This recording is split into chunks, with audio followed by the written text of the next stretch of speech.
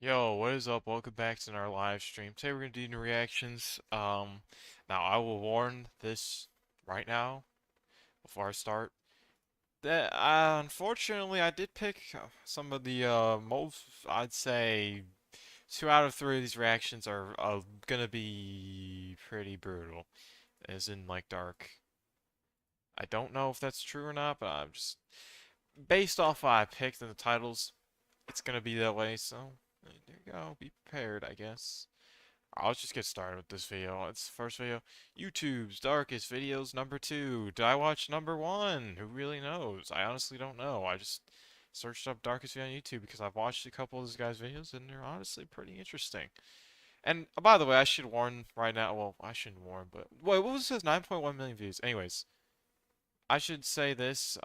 These videos usually aren't like that dark. Like in my opinion, at least, they're not that brutal. Like when they say darkest videos, it's like you think of like stuff that shouldn't even be allowed on YouTube, but it's usually fine. So if you're like, oh, I'm scared or whatever, it's not a big deal. Nature gathering its forces for still another unending assault on man. 1-800 embassy for It sounds like it came Okay, but right out when of a you zombie edit it like movie. this, Living in homes with basements. Go below and stay below ground level.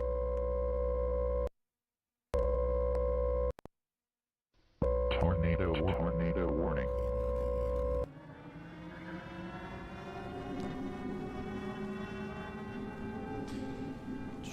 April 9th. bro, I'm not gonna lie, tornadoes are scary, bro. It's one of my biggest fears. And I know too much about them too.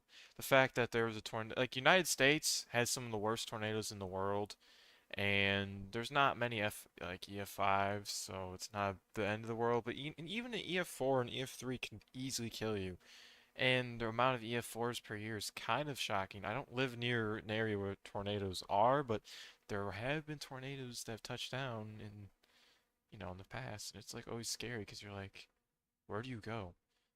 Because just because they say, oh, go in your basement.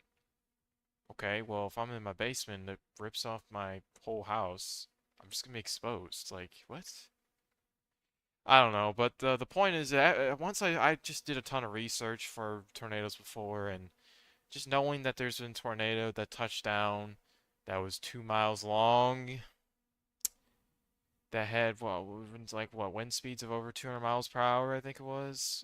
Yeah, nope, absolutely not. 2015, a tornado begins to form during the evening hours in the small town of Franklin Grove, Illinois, quickly growing Oh, of larger and larger course. by the minute, to the point of reaching an See, that's what I'm talking about. Like, if what are you supposed to do? I think the scary part with the tornadoes is what are you supposed to do if this is nearby? Like, where are you supposed to go? And what makes it worse is what every time I've experienced a tornado, it's always been at night, right? Oh my God. Imagine if this touched down near your house and it's nighttime, bro. Or it's raining super hard so you can't see it. They call it rain wrapped. Like, what are you supposed to do? There's nothing you can do. Like, you can hope. I don't know. unprecedented size for the area. Yeah, absolutely not. Why would you sit here and film it? Miles away in the town of Fairdale, 67-year-old Geraldine Schultz spotted the vortex forming in the distance. Worried, she called her husband Clem into the kitchen, where the two would stand watching the tornado out their window. For You the get a couple, happy birthday? Sure, I didn't even know it was your birthday. Happy birthday, man. I don't even know how old you're turning, but hey, you're getting older. Sucks. I'm sorry I had to say it, bro, 'cause like, you know, I don't know. It's like the more I think about it, it's like when you think about it, happy birthday basically means, hey, you're just getting closer to your death. Like, yay, you'll celebrate closer to your death. Yay. Yay. Yippee. tornadoes were nothing new, and Clem was quickly able to determine that the storm would likely miss Okay, I them. feel bad for saying that though, because that's kind of cruel. I'm not gonna lie, that's kind of cruel to say to someone who's got their birthday, because I don't know. I mean, me personally, I don't care about birthdays, so I've never have, but I understand some people, you know, actually like really love them. I don't know. I've never, never. I'm not going there. them to the east, but just to be safe, he went upstairs to grab some lanterns in the likely event of a power outage. Upon doing Lanterns? Oh, so, power Clem would outage. catch Oh. a glimpse of the tornado outside the bedroom window, having grown significantly closer. Its wind speeds were well over 200 miles an hour. Okay, so I don't know what this about this tornado because there's very few tornadoes that have gone 200 miles per hour, and I know most of them. I do not know this one. Oh, is this? Oh, I think I might know. Never mind. I don't know. I just don't know the time frame, but it could be the tri-state tornado potentially. But I don't know if it touched. I know it touched Illinois, but I don't know where. And having been classified as an EF4, it was the largest twister the area had ever seen. In awe of its size, Clem began to record out the window, still Oh, certain that the this is the storm video? was heading east. Oh, I've seen this. Okay, I thought. Okay, I knew they were gonna use this footage, bro. I don't remember the lore of this footage, but I do know is this guy basically just tanked it like a man. Like he just, I don't remember if he died though. I don't know. I just remember like this footage just surfaced around for years, but basically this guy was recording out of his window and then the tornado hits the house and the footage just abruptly stops. So no, it would not be the Tri-State tornado, by the way. But unfortunately, he was wrong. And in reality, the powerful storm was heading directly towards him. By the time Clem would realize this, it was far too late. There was no time to run, and not a chance to hide. All he could do was stand there helplessly and watch.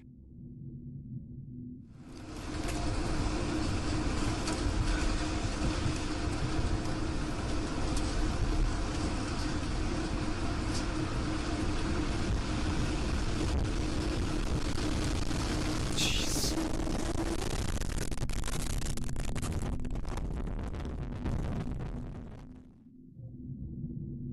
I mean, okay. I want to start off by saying this. I know most people would probably, because I used to do this when I first saw footage. Why would you stand there in obviously a elevated level when a tornado's coming? It's easy to critique someone for that, by the way, because first off, it's just common knowledge that you should never be elevated in a place that's about to get hit by a tornado, because if the building collapses, you're guaranteed getting smashed. Also, the top is more likely to destroy. But you have to realize that if you're in that situation, what are you supposed to do? There's basically no hope anyways. Like, assuming he doesn't have a basement or shelter, and even if he did, like, the odds of him getting there are so low that it doesn't matter. I hate to be that guy, but just critiquing that is ridiculous. Was a direct hit as the EF4 tornado tore through the house before Clem could even say a word, quickly turning the home that had once stood there for 100 years to dust and rubble. And buried beneath it all was Clem, along with his wife of 25 years. Do they die? I don't know.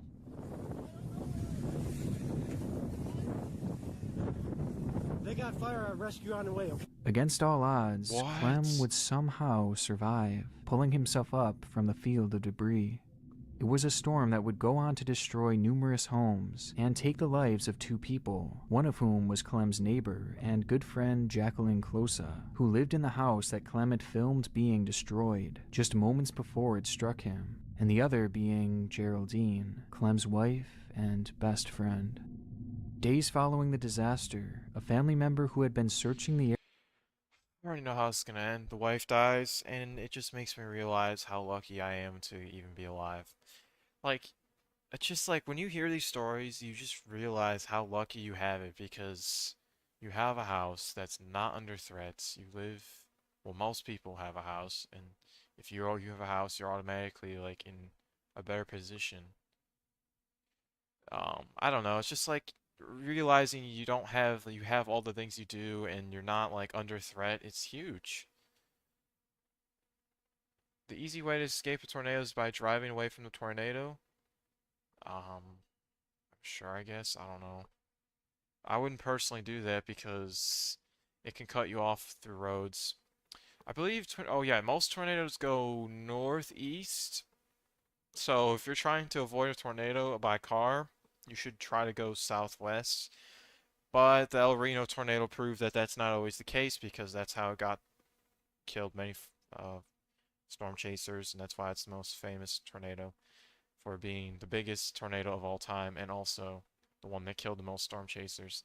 So you got to be careful. That's the problem. If you think you, because if you think you can just outrun a tornado, but it's not guaranteed because it can switch paths super easily, and it could also be deceiving. Like, oh, it looks like it's going this way. It's not. It probably is going towards you. And some tornadoes are super fast, way faster than you'd want, you'd imagine. Tornadoes are just wind. Well, yeah, but they can hurl stuff at you, and they can pick up cars. It depends how strong they are. And if the winds are high enough speed, they literally can just destroy everything around, like, that touches it. Like, a car could just get demolished. I mean, have you seen, like, the pictures of, like, school buses getting just, like, completely torn apart? It's crazy. Like, but that's extreme scenarios. That's the thing. I mean, if a tornado touches, like, the average person is not going to experience, like, the hardest or hardcore tornadoes. I mean, like, an EF2 is not going to kill you if you're in a car, probably. But who really knows? area for anything salvageable would stumble across Clem's Bro's phone. trying. Oh my god, what else is massive? Bro, I'm so sick of the low taper fade meme. I thought it was like, oh, it's pretty funny at first. But bro, it's 2025, bro. Like, why are people still saying it? I don't get it. What is there to say? Like, how is it still relevant? I don't get it. I think the problem is he dragged, like, Ninja dragged that meme to the ground, and then everyone just clip farmed that, like, every time he dragged it. Which is why drag now becomes part of the saying, like, oh, you know what else is dragged out? Oh. And now it's like if anyone says any of the key words like massive or low or fade or even just dragged, it's like, oh well, gotta say stupid low tape or fade. Like, oh my god, I don't know. I still find the original, like the whole thing of him singing the whatever the guy was singing the low taper fade is so weird to me and funny. But I understand. It's just the backstory's weird. Like he was depressed, he was about to cry while singing, so he just thought of something to cheer himself up. Which I was like, okay, it's kind of random to sing like Imagine Ninja got a low taper fade. That's super weird. I don't know, but I'm kind of sick of this stupid thing. It's like every comment section nowadays has low taper fade involved in it. phone, which miraculously was still working. And on it would be the now infamous video that showed the point of view of a man being struck head on by a tornado And he and survived. somehow surviving. That's The imagery, impressive. the sounds, and the context make this clip one of the most shocking I have ever seen, as well as one of the darkest across all of YouTube. The tornado has passed. Capricious, swift, savage.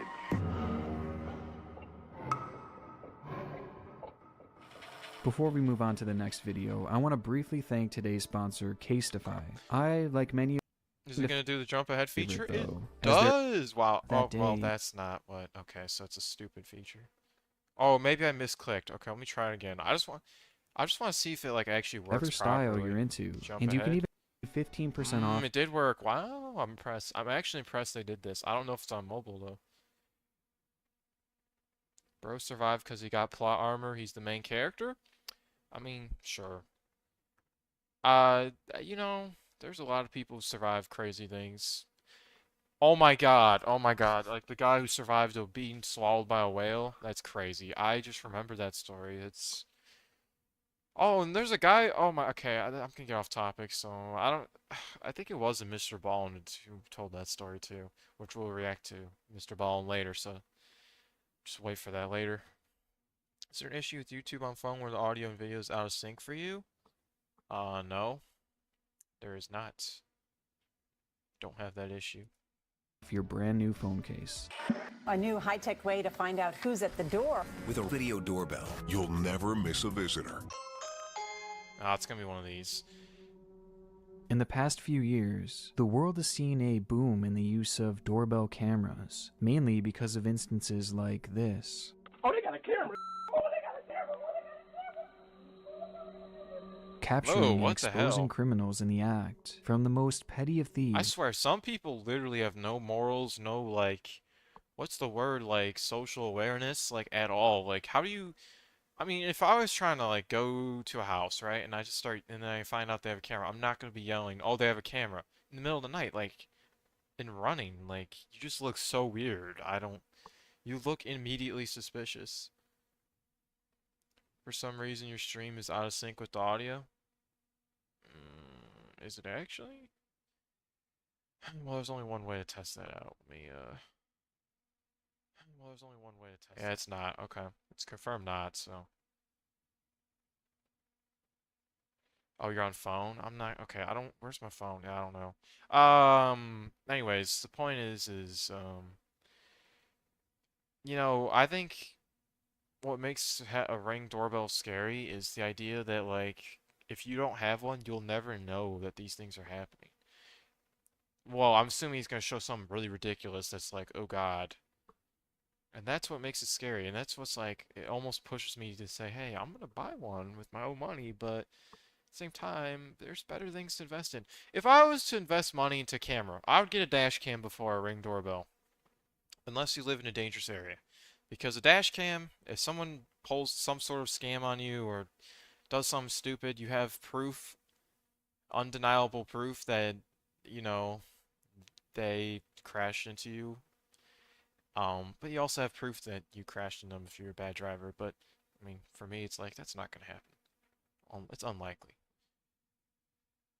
The point is dash cam, yeah, that's something I would rather get over a door cam. all the way to attempted murderers and kidnappers. Oh, Due to yeah. their knack for capturing Okay, what disturbing is this? encounters, the videos that have emerged from these devices have practically carved out their own genre here on YouTube, to the point that many, including myself, have almost become desensitized to them. But recently, a video began making the rounds, showing the events that transpired at a Las Vegas home on the evening of July 21st, 2000. I'm just gonna say it.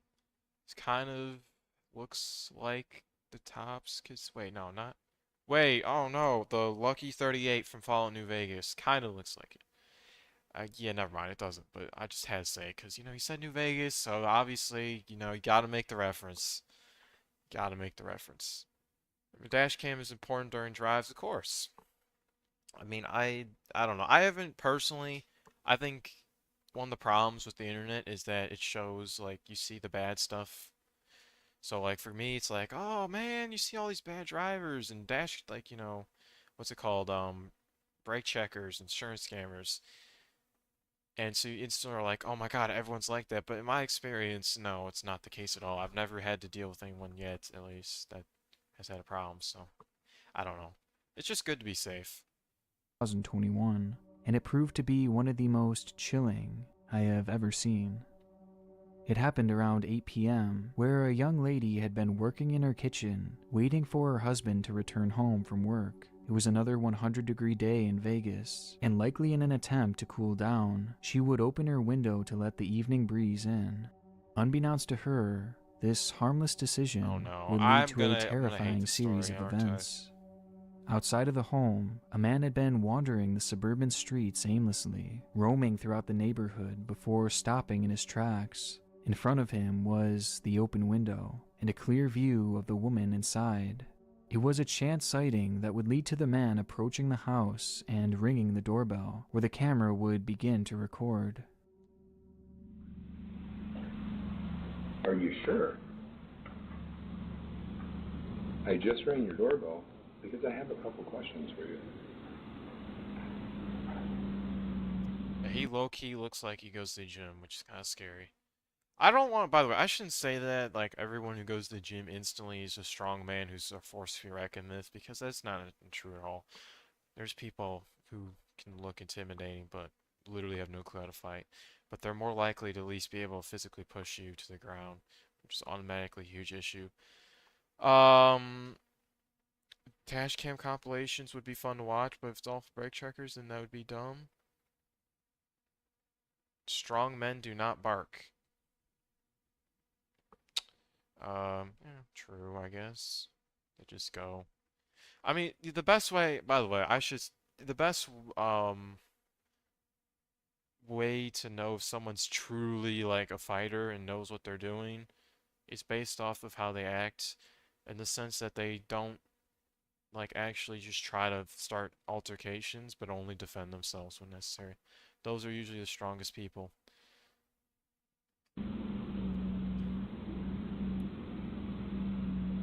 Are you sure? I just rang your doorbell because I have a couple questions for you. Are you sure? Who's he talking to? What? Are you sure? Who's he talking to? I just rang your doorbell because I have a couple questions for you. Are you sure?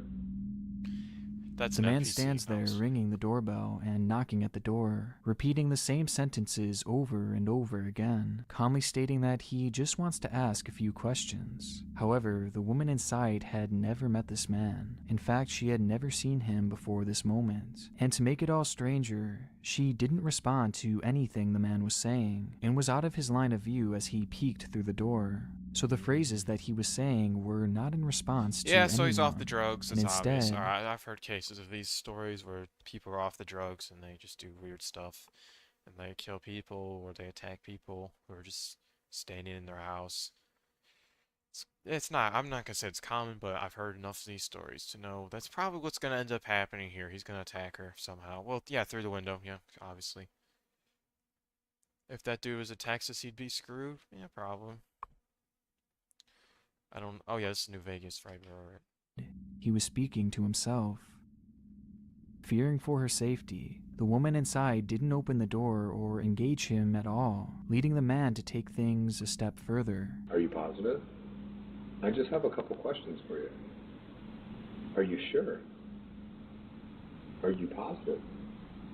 Are you sure? Are you absolutely certain? He begins trying to open the door, but thankfully it was locked, causing the strange man to start walking away, cursing under his breath. The footage is incredibly off-putting, and although the man seems to stay perfectly calm, there was something very aggressive and erratic about the way he was speaking, making one wonder what his true intentions were when Wait. he approached the house. Wait, As so the man begins to walk away, the woman's husband, still at work, would chime in through the doorbell after Oh, noticing yeah, the that's... situation begin to unfold, which in turn would lead to the man revealing why he was ringing the doorbell. Sure. So who are you? What? Yeah? Are you sure? Who are you? Hey, I just had a couple questions. I just wanted to ask you about AB fuel. Yeah, can you hear me? What I'm looking for is for the girl that's in the house to come out here because I'm going to rip her and kill her. Okay. Okay. Yeah, so... Why? Okay. Yeah, that's diabolical. The worst part is, I guarantee it's gonna escalate from here. If that man did not speak, I guarantee this would not... Okay. What's your opinion on PSAs? I don't even know what a PSA is. It sounds I feel like I should know what that is. I have no idea what it is. You have her open the door? I'm going to rip and kill the girl that's on the other side of this door when she lets me in. Why would you announce that, It though? was no Yeah, secret what he had planned for that evening. He outright says it, even revealing that he had the weapons to make it happen. Okay. Yeah, no, this guy's... I don't get it. I was gonna say, oh, maybe he's just like a drugged up person who just is out of his mind and just is wandering aimlessly, but like, dude, you had the weapons on you? What? Like, dude, who walks around in the middle of like New Vegas and just looks for houses that have women in them guaranteed, and then, oh, now I'm gonna randomly choose this as my victim? Well, I can tell you who. People who belong in jail.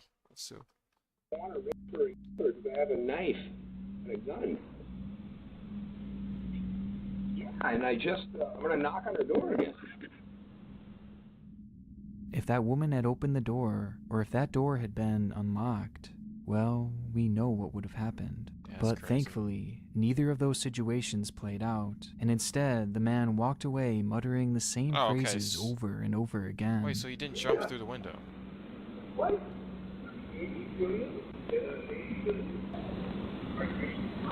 Even staring at the house for a few moments before finally disappearing into the night.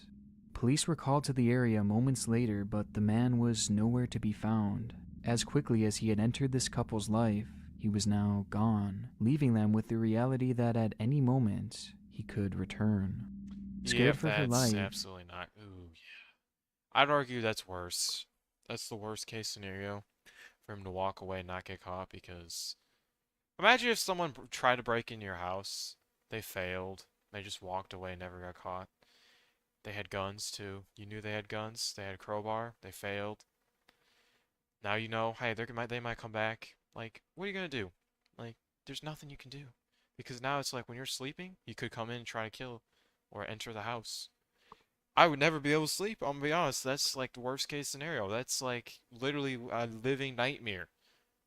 It's like that's literally nightmares people would have. In real life though. Like damn. The lady posted the clip online where it would quickly go viral across YouTube, which honestly may have ended up saving a life. The following day, a viewer of the video would recognize the same man walking in another residential area, in one that was not too far away from the house where the encounter took place. And after the police were called, the man would be quickly arrested before he could play out his disturbing fantasy.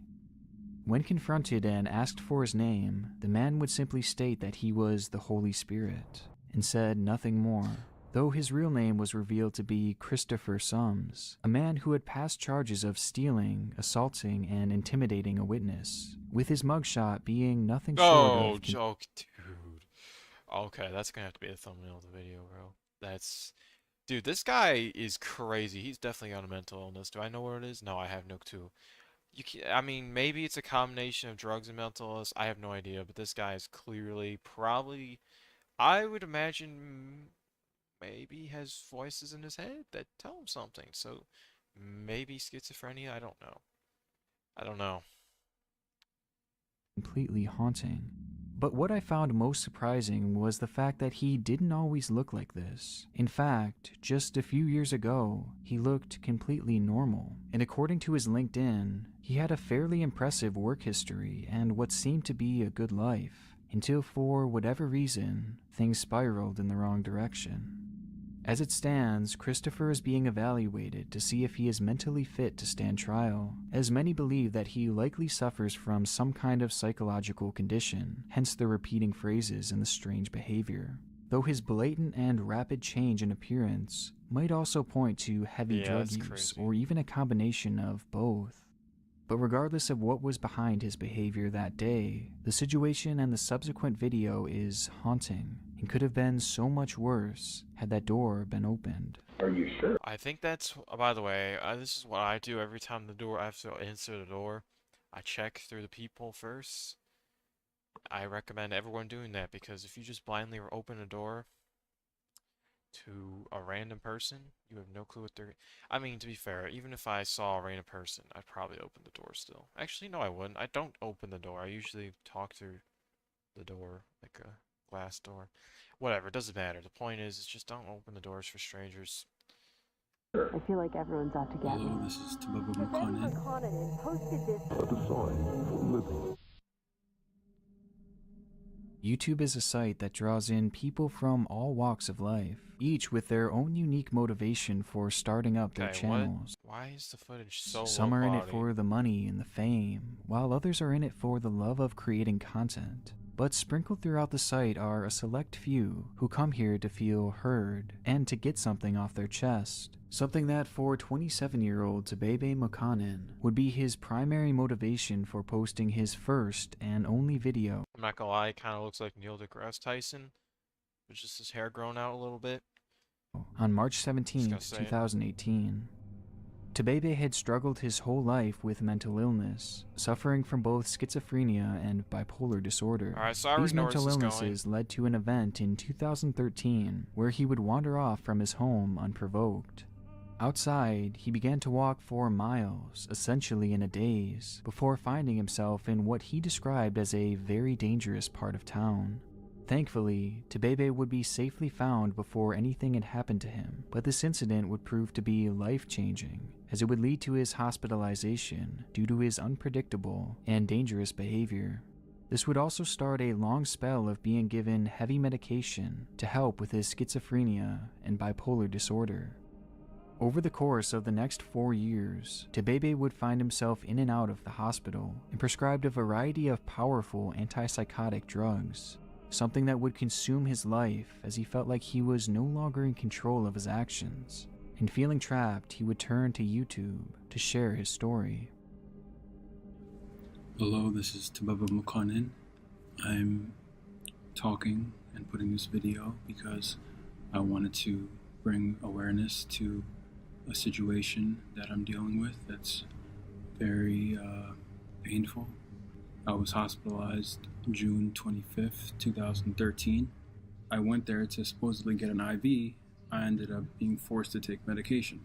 And it was pure hell. They gave me Haldol, Risperidol, and they were forcing antipsychotics down my throat.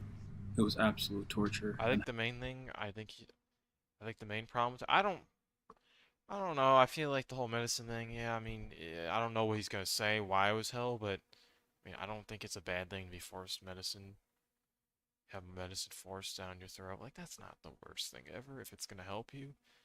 But I think what the problem was two things. One, the bill's gonna be really ridiculous because the hospital is overpriced in the United States for no reason. And second off, I want to hear, well, I want to hear what else he says. Like, there's probably side effects. Hell. In the Wait, that's all he 10-minute says? video, Oh. Tabebe made it clear that he was not consenting to this medical treatment, and he explained how the medication he was forced to take made him feel like a zombie, even saying that it had gotten so bad that he had thoughts of taking his own life. Okay. It was bad. It was really bad. And I had suicidal ideation. Throughout the clip, Tabebe comes across as intelligent and well-spoken. Yeah, that's why it's strange. Is he off the meds right now? Is he? I don't know. Because if he is, he's pretty normal to me. He seems like a normal guy. But I have a feeling I know where this story's going. He's probably going to do something crazy horrible. Like, he's probably going to... I'm just going to take a wild assumption. Probably to do something with the car. He's going to drive it into people on purpose. That's my assumption. But traces of his illness shine through periodically. For instance, he explains how immediately after being released from the hospital on multiple occasions, he would wander away from his home, even attempting to be homeless for a while admitting that he didn't know why this was an issue, or why it would always lead to him going back to the hospital. I got off, and I think I had another episode, as they like to say, where I said I wanted to be homeless. That's it. All I said was I wanted to be homeless. So, and I proceeded to be homeless. And next thing I know, the cops came and they arrested me and they took me back to the hospital. Then after that, Well, arrested for what though? Okay, yeah, no, this doesn't make sense. I don't. Arrested implies that he was getting charged with something, which makes no sense. Because you can't arrest a man for choosing to be homeless. Because if that was the case, then everyone who's on the streets homeless should be arrested, but they're not. So what? I tried to be homeless again, and I was hospitalized again. But things would be further escalated as Tabebe casually explains how he has violent outbursts, even resorting to punching multiple people who were trying to give him medication, as well as starving himself in retaliation. So I started getting violent, and I started punching people, and I started attacking people in the hospital, and they had to tie me down. I began to lash out like, I'm going to protest this. I'm going to starve myself as a way of hopefully stopping this ridiculous forced treatment for absolutely nothing. And by the end of the lie. Okay, the zoom up needs to... video, Tabebe flat out explains that he does not have any sort of mental illness, or have any symptoms for that matter.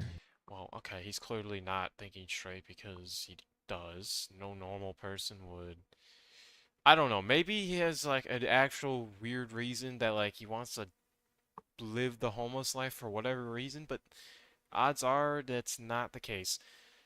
That's not something a normal person would do. Like, oh yeah, I'm just gonna decide to live homeless for the next couple weeks. You know, I'm just gonna abandon my house for fun. I don't want to live this luxurious life I have. Nope, nope, nope. The other thing I want to mention though is those hospital bills are probably out like $1 million plus. The real question is, well, who's covering those bills? You could say, oh, insurance, but insurance doesn't pay everything. Maybe they would. I don't know. They're usually not that, kind. calling what was happening to him an injustice. I guess I'm just trying to let you guys know the injustice that goes on. It's a truly depressing situation, as on one hand he is being forced to take medication that essentially makes him feel dead inside, while on the other hand it seems very apparent that treatment is necessary to not only keep others around him, but himself safe, as he doesn't seem fully aware of how serious some of his actions are.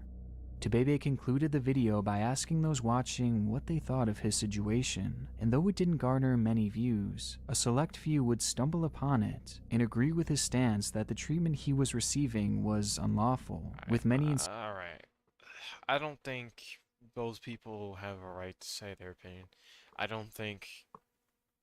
just don't think people have a right to speak on that because it's his perspective and it's only coming from one side, so we don't really know. Like, his side of the story is going to be biased, it's going to be telling the way he sees things, and he clearly, evidently, sees stuff wrong because he doesn't know why he's going to the hospital. And that's very telling because you don't just go to the hospital for no reason. That's for emergencies.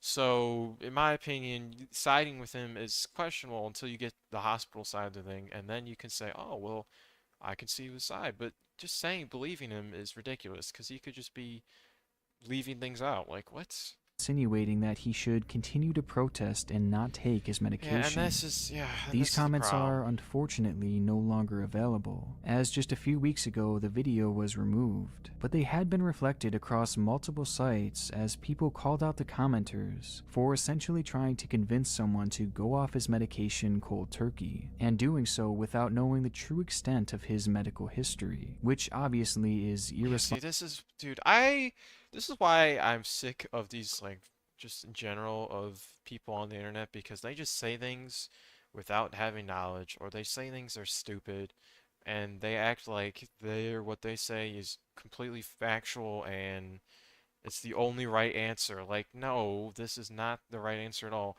And everyone who commented that are stupid because they don't understand anything. Even if you're a doctor, I mean, it's like, imagine if you're a doctor watching that. Would you, as a doctor, tell him, "Hey, stop taking his medicine"? Put it in that perspective. No, you wouldn't. So there you go. And potentially very dangerous. But unfortunately, these conflicting viewpoints came years later, and in that time surrounding the video's release, Tebebe had likely found the verification he was looking for. He was going to keep protesting his medication. This video would be the first and last that we would ever hear from Tebebe, but it wouldn't be the last we'd hear of him. Yep, he's gonna Just 2 months following the video, Tebebe would make the local news after having an encounter at the hospital. There, a therapist entered his room to talk with him, when suddenly Tebebe snapped, grabbing her and refusing to let go, while performing lewd gestures toward her and eventually pinning her on the ground, refusing to let her go.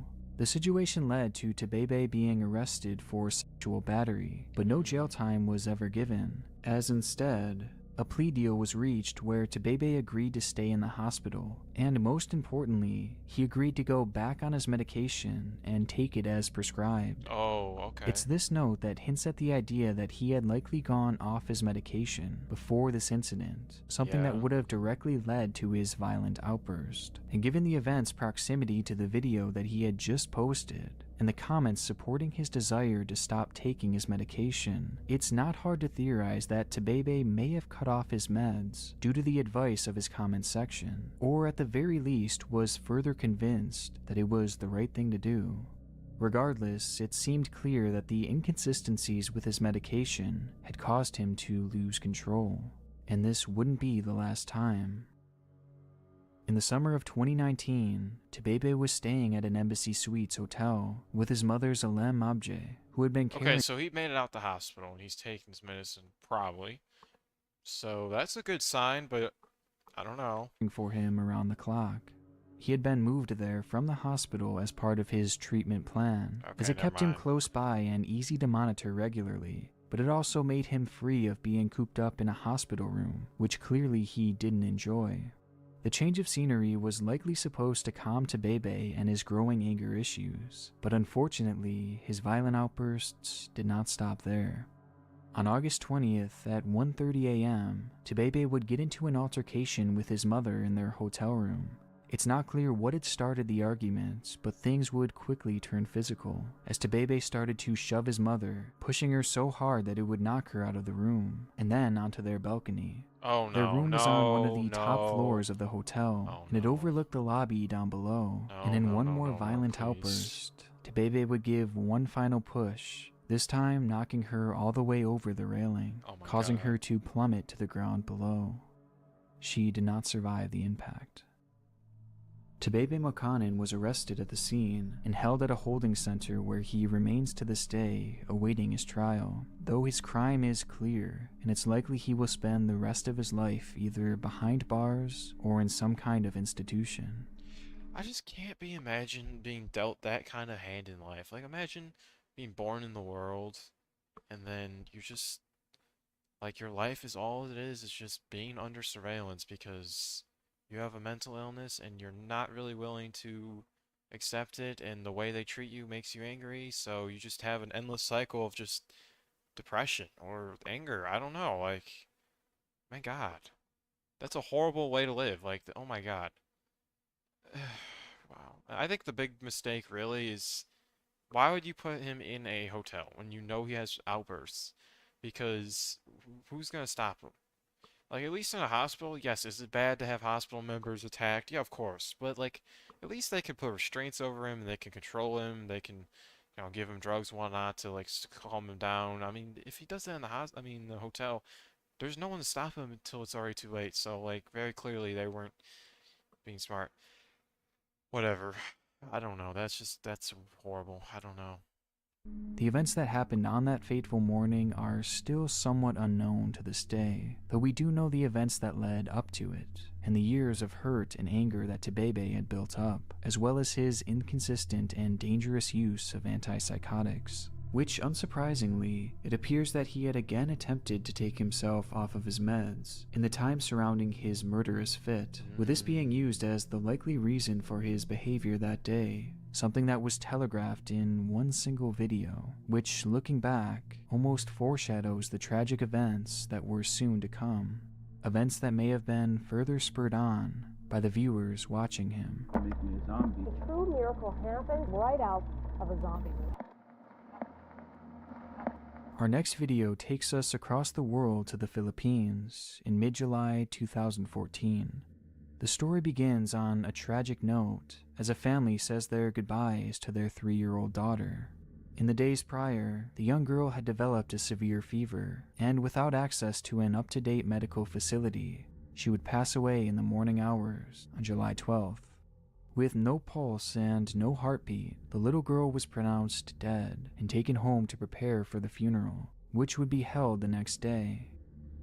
Damn, It next was day is obviously crazy. a somber event, as the girl was placed in her casket and the lid was shut. Family members and loved ones gathered around to celebrate the short life of a child who deserved so much more. You know, this is gonna sound really, really, like, kind of depressing, but I hope that when I die, that there's gonna be a lot of people who show up to my funeral and actually appreciate who I was, and I'm remembered in a good light. I mean, is that really depressing? Not necessarily. It's basically just hoping that there's people, I live a life where people around me actually care about me. Because I think the worst thing that could happen to any human is dying and being forgotten immediately. That is probably the worst case scenario of all time, because that means your life, you had no one cared about you. What's the, like, you know how horrible that is to realize that no one cares about you? Like, oh God. And watch as she was placed into the ground, which would be her final resting place. But before that would happen, one of the neighbors had been in charge of arranging the young girl's body before burial. Though something strange happened when he went to do so. Inside the coffin, the young girl's head began to move. Oh. It was a slight twitch, but in a panic, the neighbor checked for a pulse only to discover that her heart was still beating and the young girl was breathing. One of the family members begins to record as the sudden wave of realization hits that the child was actually alive. Okay, but why is this disturbing?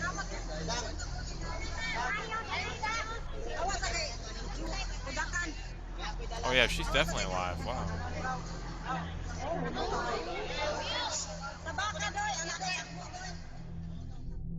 It's the ultimate case of what if.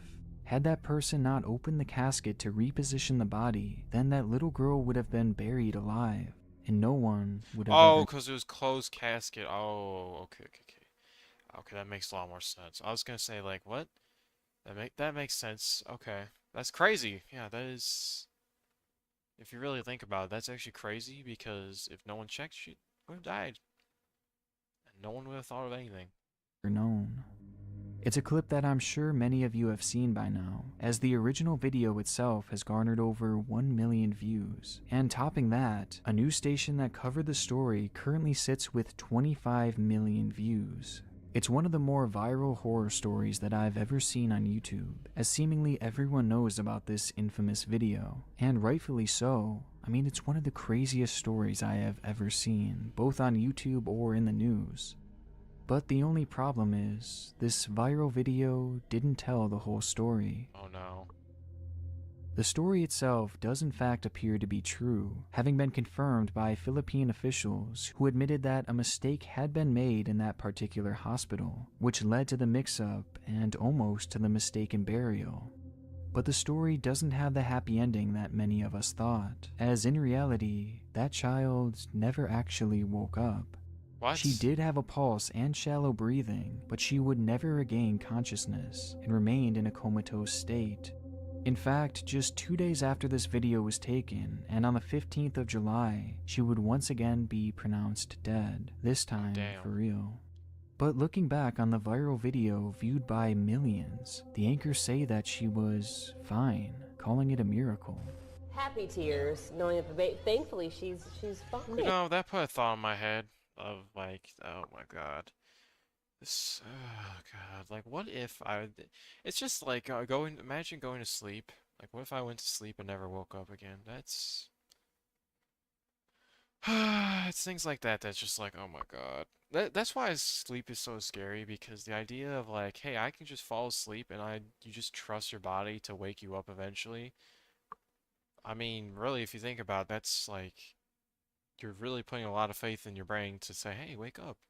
Because in reality, you could easily just keep sleeping. I don't know. I don't know.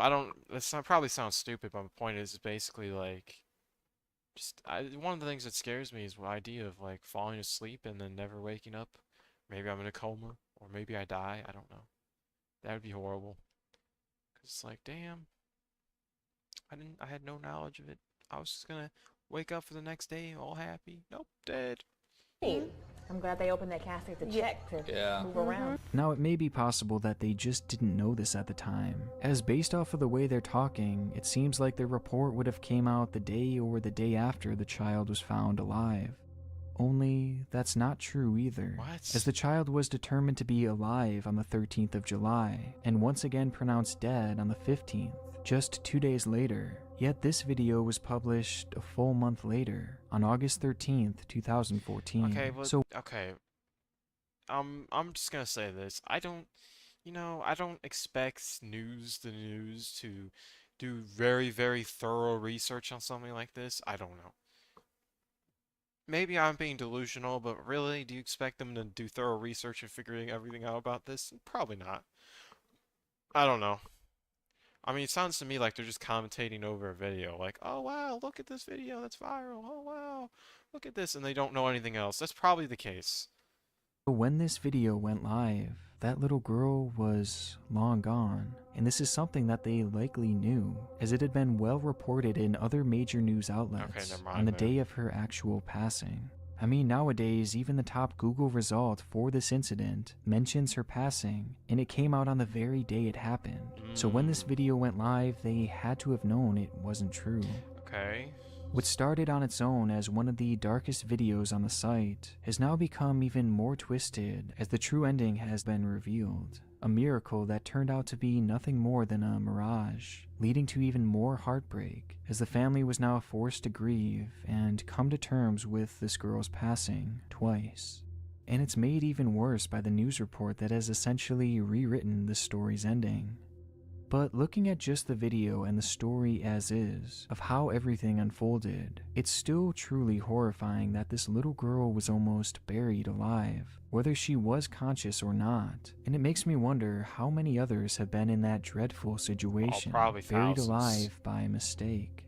The answer to that question is one that we'll quite literally never know, since it is sealed within the claustrophobic walls of a dark coffin. Oh my god. Look how many graves are.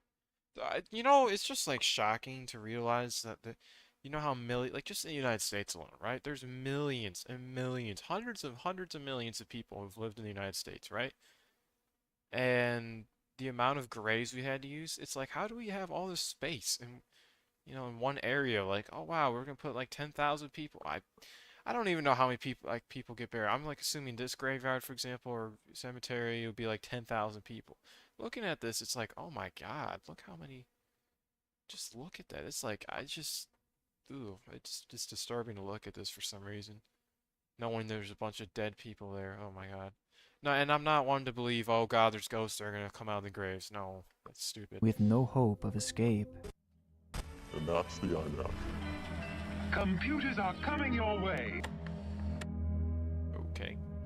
Divorce is often one of the more traumatic experiences that a young child can go through, as many are left in a state of confusion and distress at such a tumultuous time in their life. And for a young man named Daniel Bartlam, his childhood was sadly no different. Growing up in Nottinghamshire, England, Daniel's parents, Jackie and Adrian, would separate following the birth of Daniel's younger brother, with the situation leading to a split in the family, as the young boys would move to a new home with their mother. This brought Daniel to an unfamiliar town, as well as a brand new school. You know what I've noticed is that a lot of time in divorces, the kids usually end up being with the mother. I don't understand why. I gotta be missing something, but in a lot of cases, that usually tends to be the case, from what I understand. Which, it doesn't make sense to me. I don't know why. I don't know. I don't know, because obviously I didn't go through divorce, so. Well, okay, I mean my family. Oh my God, that sounds like. Okay, never mind. And to top it all off, Daniel's mother would soon find a new partner, further adding to the confusion that Daniel must have been feeling. All of these circumstances would lead Daniel to a declining mental state, as he began to isolate himself in his room, barely speaking to his family. Daniel's mother, Jackie, was well aware of the change in his behavior, and she soon thought of the perfect way to bring him out of this depression. So she saved up some money on the side until she eventually had enough to buy Daniel his very own iMac, a computer that he had been asking for years. At the time, Daniel had a vested interest in technology, even having his own YouTube channel dedicated to the topic.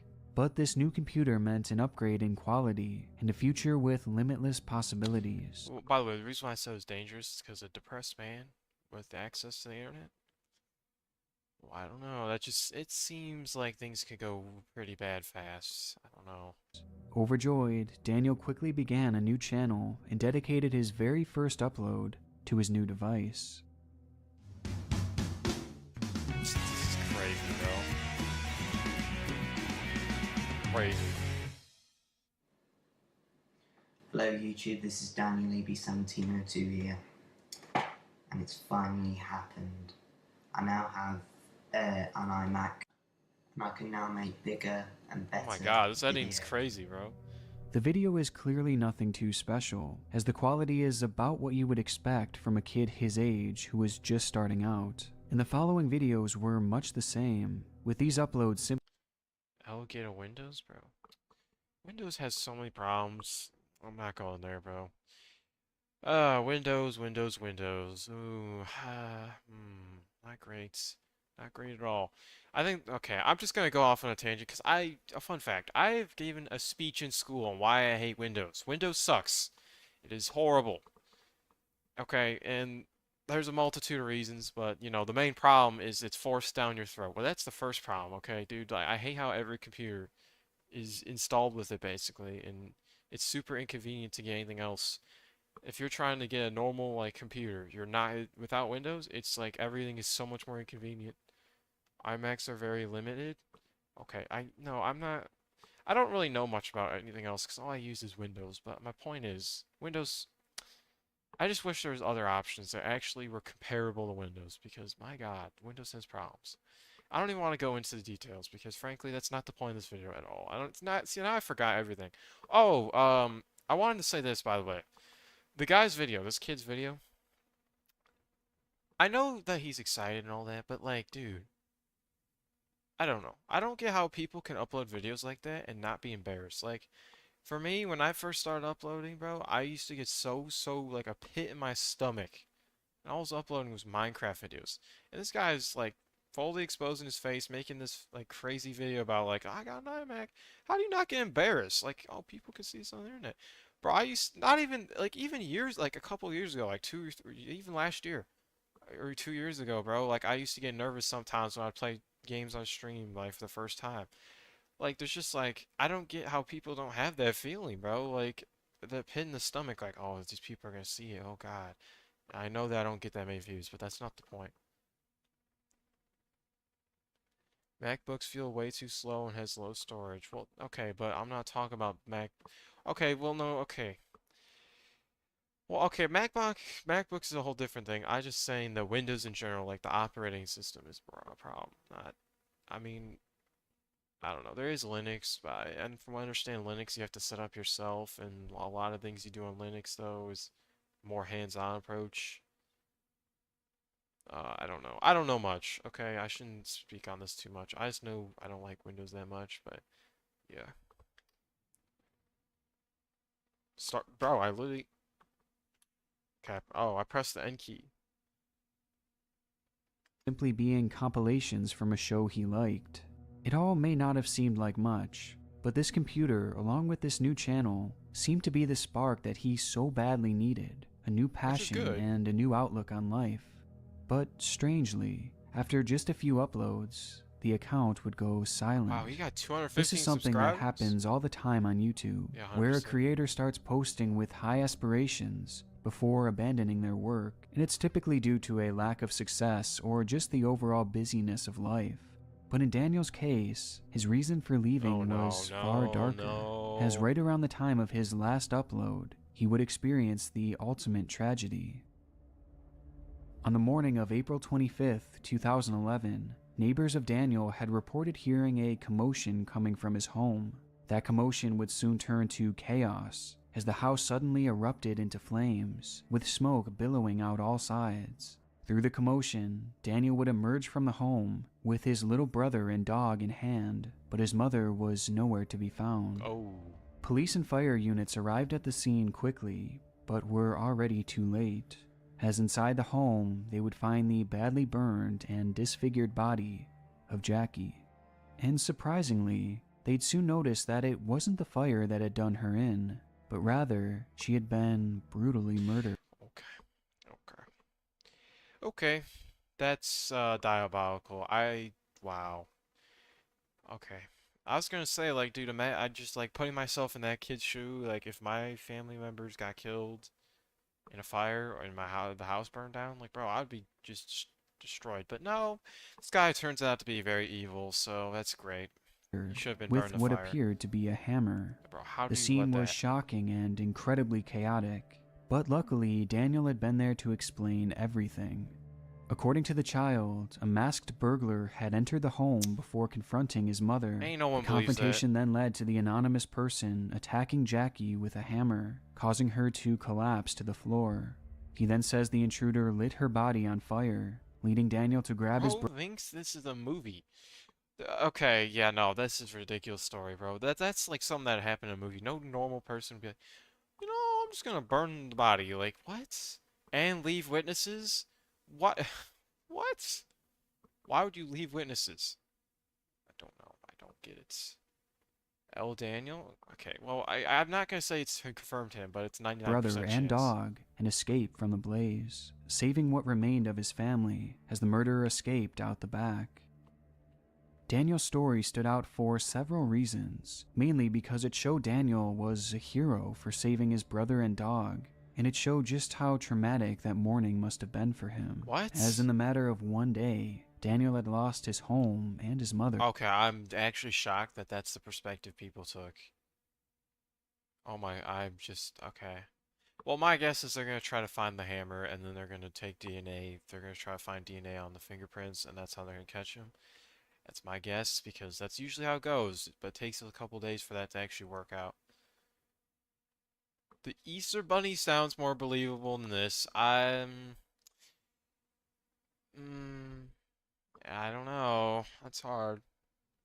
What if the intruder wore gloves? I'm gonna be honest, alright? I'm gonna be honest. Most intruders, criminals are so stupid that they don't think about these things.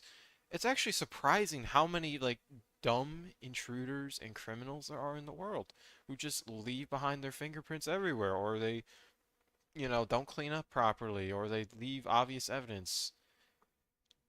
It's just diabolical. So the odds of, if this was a real intruder, right? The odds of them not having gloves on is super high because, let's be honest, they're probably dumb and didn't think about it. In probably the most devastating way imaginable. But his story also stood out for one other reason, with that reason being in regards to the killer. As police began their investigation, they searched and searched for any clues left behind from this supposed masked intruder, but they found nothing. No fingerprints, no footprints, no anything. And looking for any semblance of a lead, they started to search through Daniel's room, where through the charred remains, they miraculously found his computer in perfect working order. Authorities would search the child's device when they stumbled upon something rather bizarre. It was a story that Daniel had typed months before in a Word document that was set as the scene of a soap opera that he had been writing.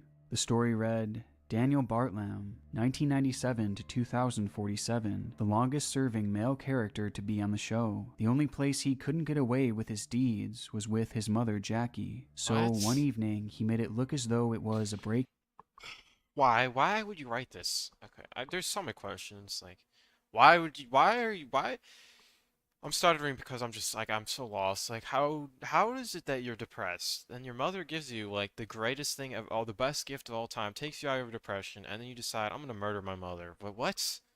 Logic does not make sense. You're gonna murder the person who's financially supporting you and gave you the best gift of all time. What?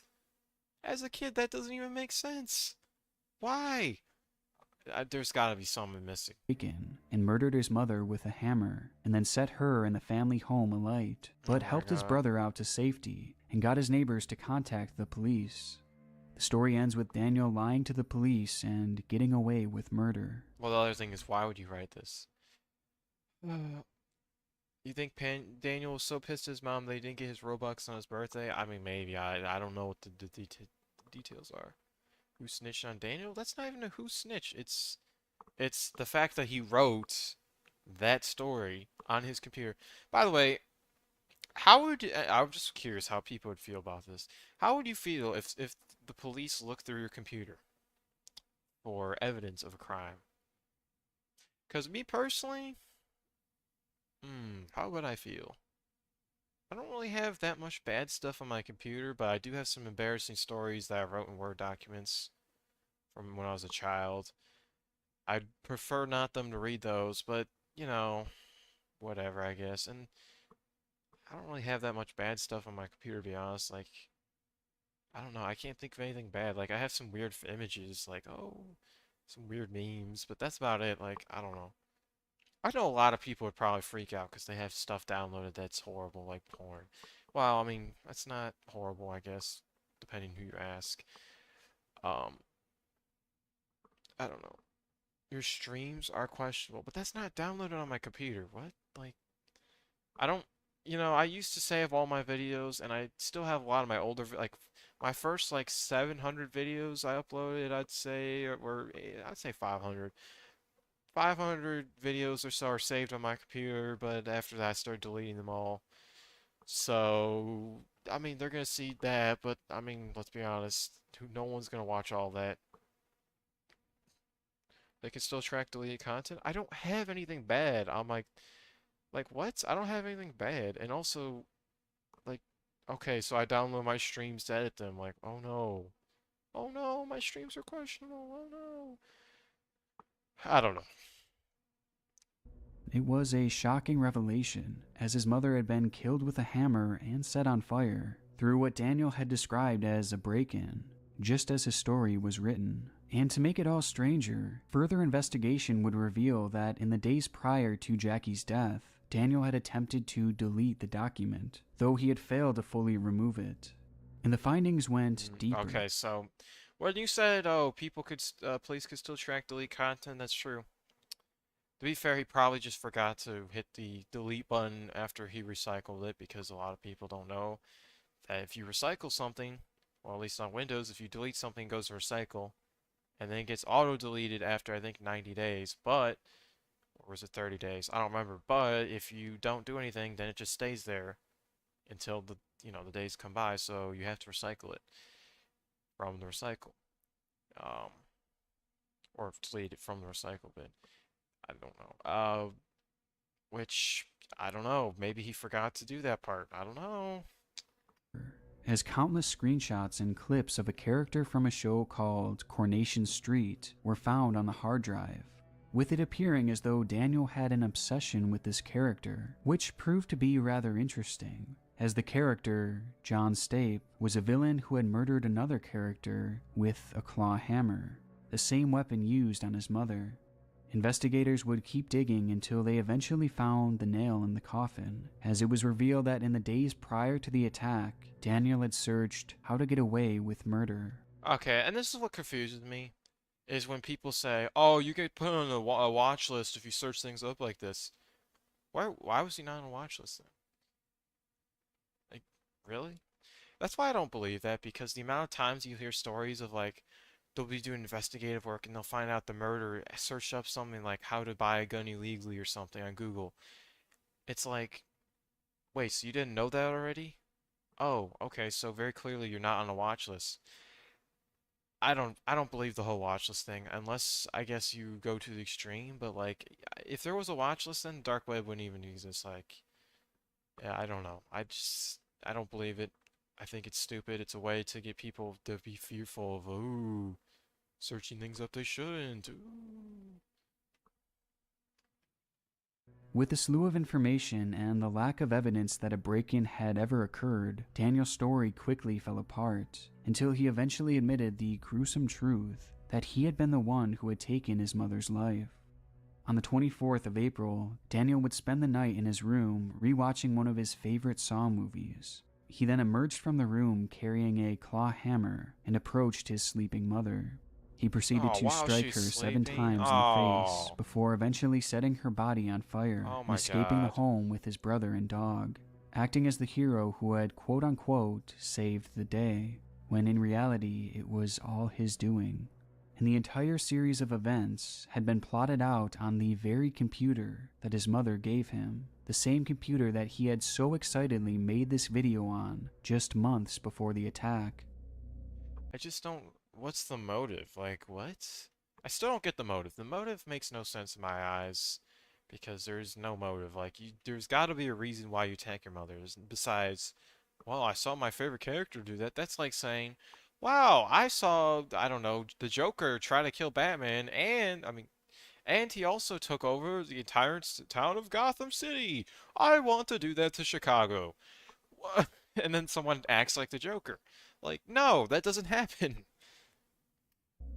To this day, we don't really know why Daniel chose to attack his mother, as any reason he's given has been fairly easily disproven, with many chalking it up to his tumultuous childhood. It's not true the FBI doesn't track you nor your searches unless someone is into illegal activity. Okay. I guess that makes sense. But then again, I don't know. I still don't know if that's even true. I think people, I just had a conversation with someone the other day who was saying like, oh, don't search up, what was it? Like, I don't even remember. They said don't search this up because you'll get on the most searched wanted list. It's like, dude, get out of here. Google searches are not going to put you on the most wanted. If you search up how to make, poisonous gas, I don't think the FBI is going to be like, time to watch this guy, because there's thousands of people they have to go through. thousands of people they have to look into. Though we have learned more information about his early years, with many of these stories proving to be incredibly disturbing and hinting at the idea that Daniel was mentally unwell. For instance, it was said that he had an obsession with gruesome movies and games that seemed to inspire his own violent thoughts as he began watching these graphic films at the age of 8. He took these films as inspiration to start writing his own stories, which almost always ended in death and murder, and the details of which were said to be incredibly intense. And in a much darker example, about 6 weeks before the murder, during a normal day at school, Daniel began desperately yanking at his tie, insisting that it was trying to strangle him. When further asked about this, he then revealed that he was hearing voices, and those voices... Okay. Yeah, so it's one of these situations. I call it schizophrenia, but I really don't know what it is. I don't think it actually is it, but they do say sometimes when you have schizophrenia, you do hear voices in your head that tell you things. So, you know, I just call it that, but I really don't know what it is. Voices were telling him to hurt people. But surprisingly, after being given a psychiatric evaluation, the counselor told his mother that there was nothing wrong with Daniel. Okay. You know what the problem with those evaluations are? Is that you can easily lie. Guarantee he did lie too, or he knew that was happening, because if you're anywhere near aware of what is being said, like what is being asked, you're not going to be like, oh yeah, because they ask stupid questions, right? They'll be like, are you depressed? Do you take drugs? Did you feel like killing yourself? That's what they say. They'll say things that are super obvious, and if you say yes, it's like, oh wow, okay, there's a problem. They don't ask any deeper though, so it's like if you just say no, they're not going to ask any leading questions after that. They just immediately assume, oh, it's okay. Like, if you lie on that, dude, it's like, oh, well, I guess you have no problems. Like, what? That's stupid. But to be on the safe side, they did offer counseling that Jackie would quickly deny, a decision that, for her, may have ultimately proven fatal.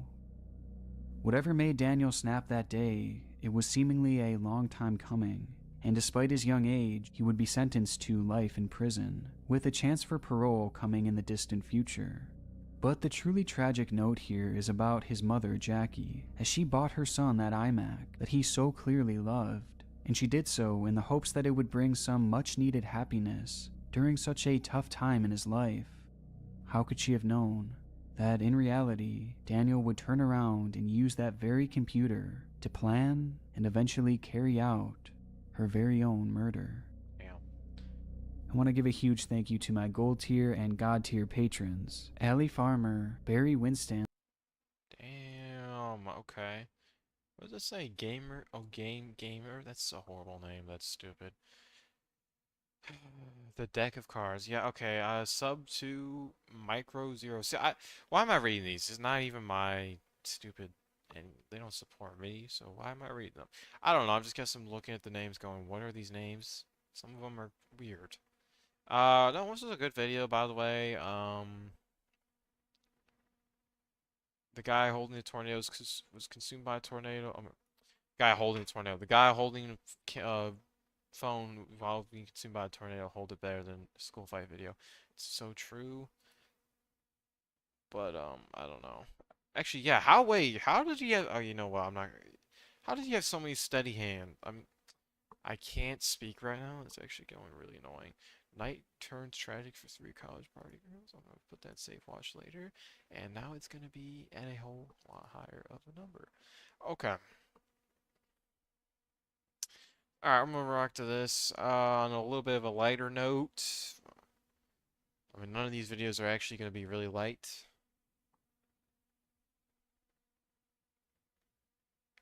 You can watch a video about PSAs. Okay, it's 40 minutes. Top 100 scariest PSAs. Graphic violence. Sorry, distressing imaging themes. What's a PSA though? I need to know what is a PSA? Public service announcements. Wow.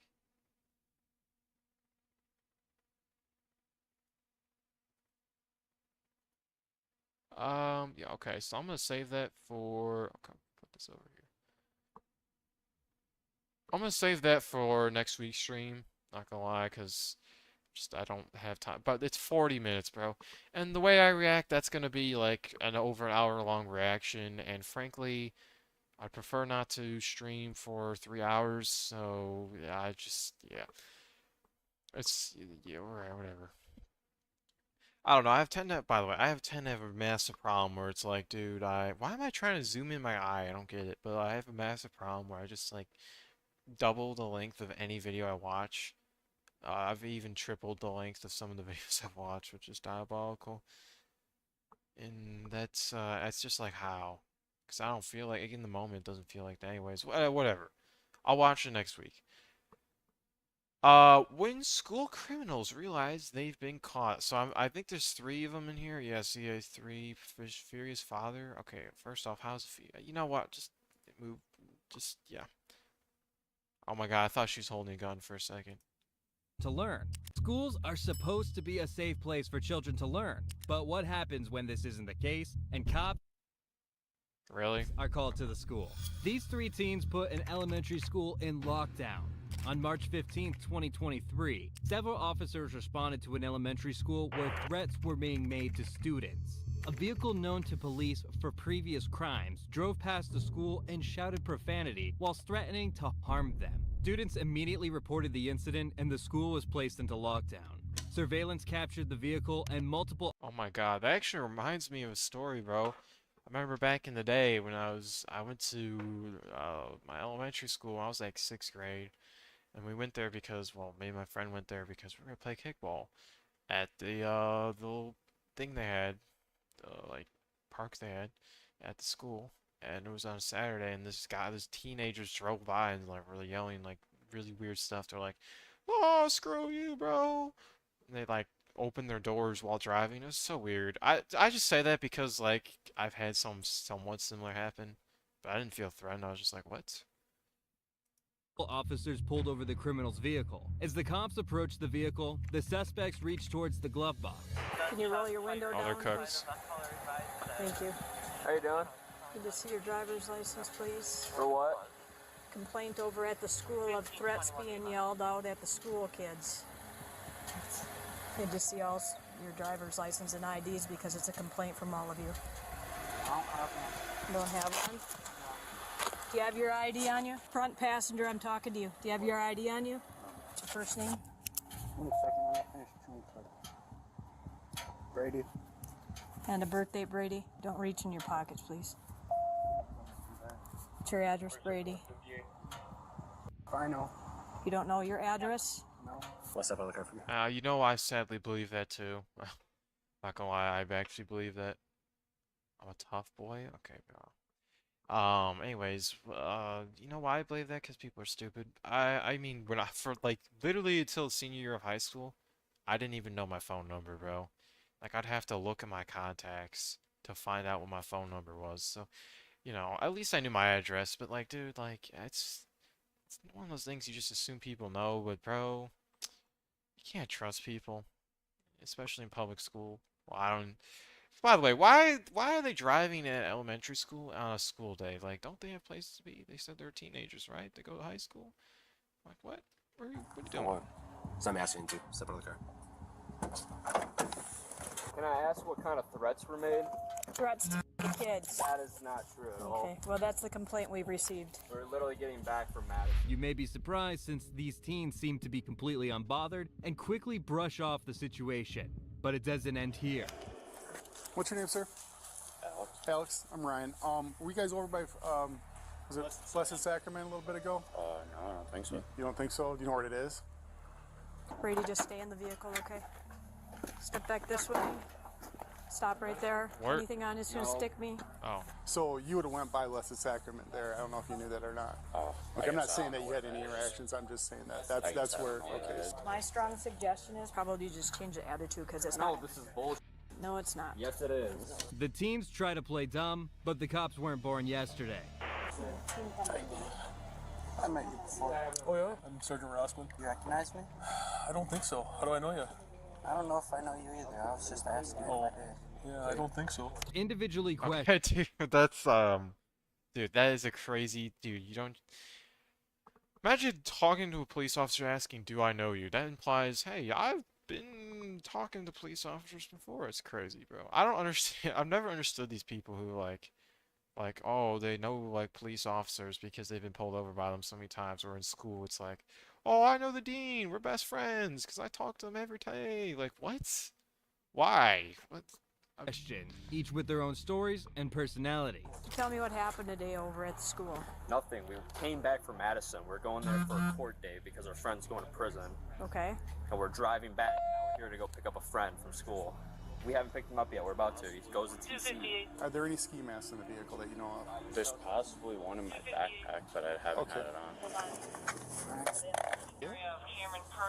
I don't want to search your bag. I just want you to show it to me.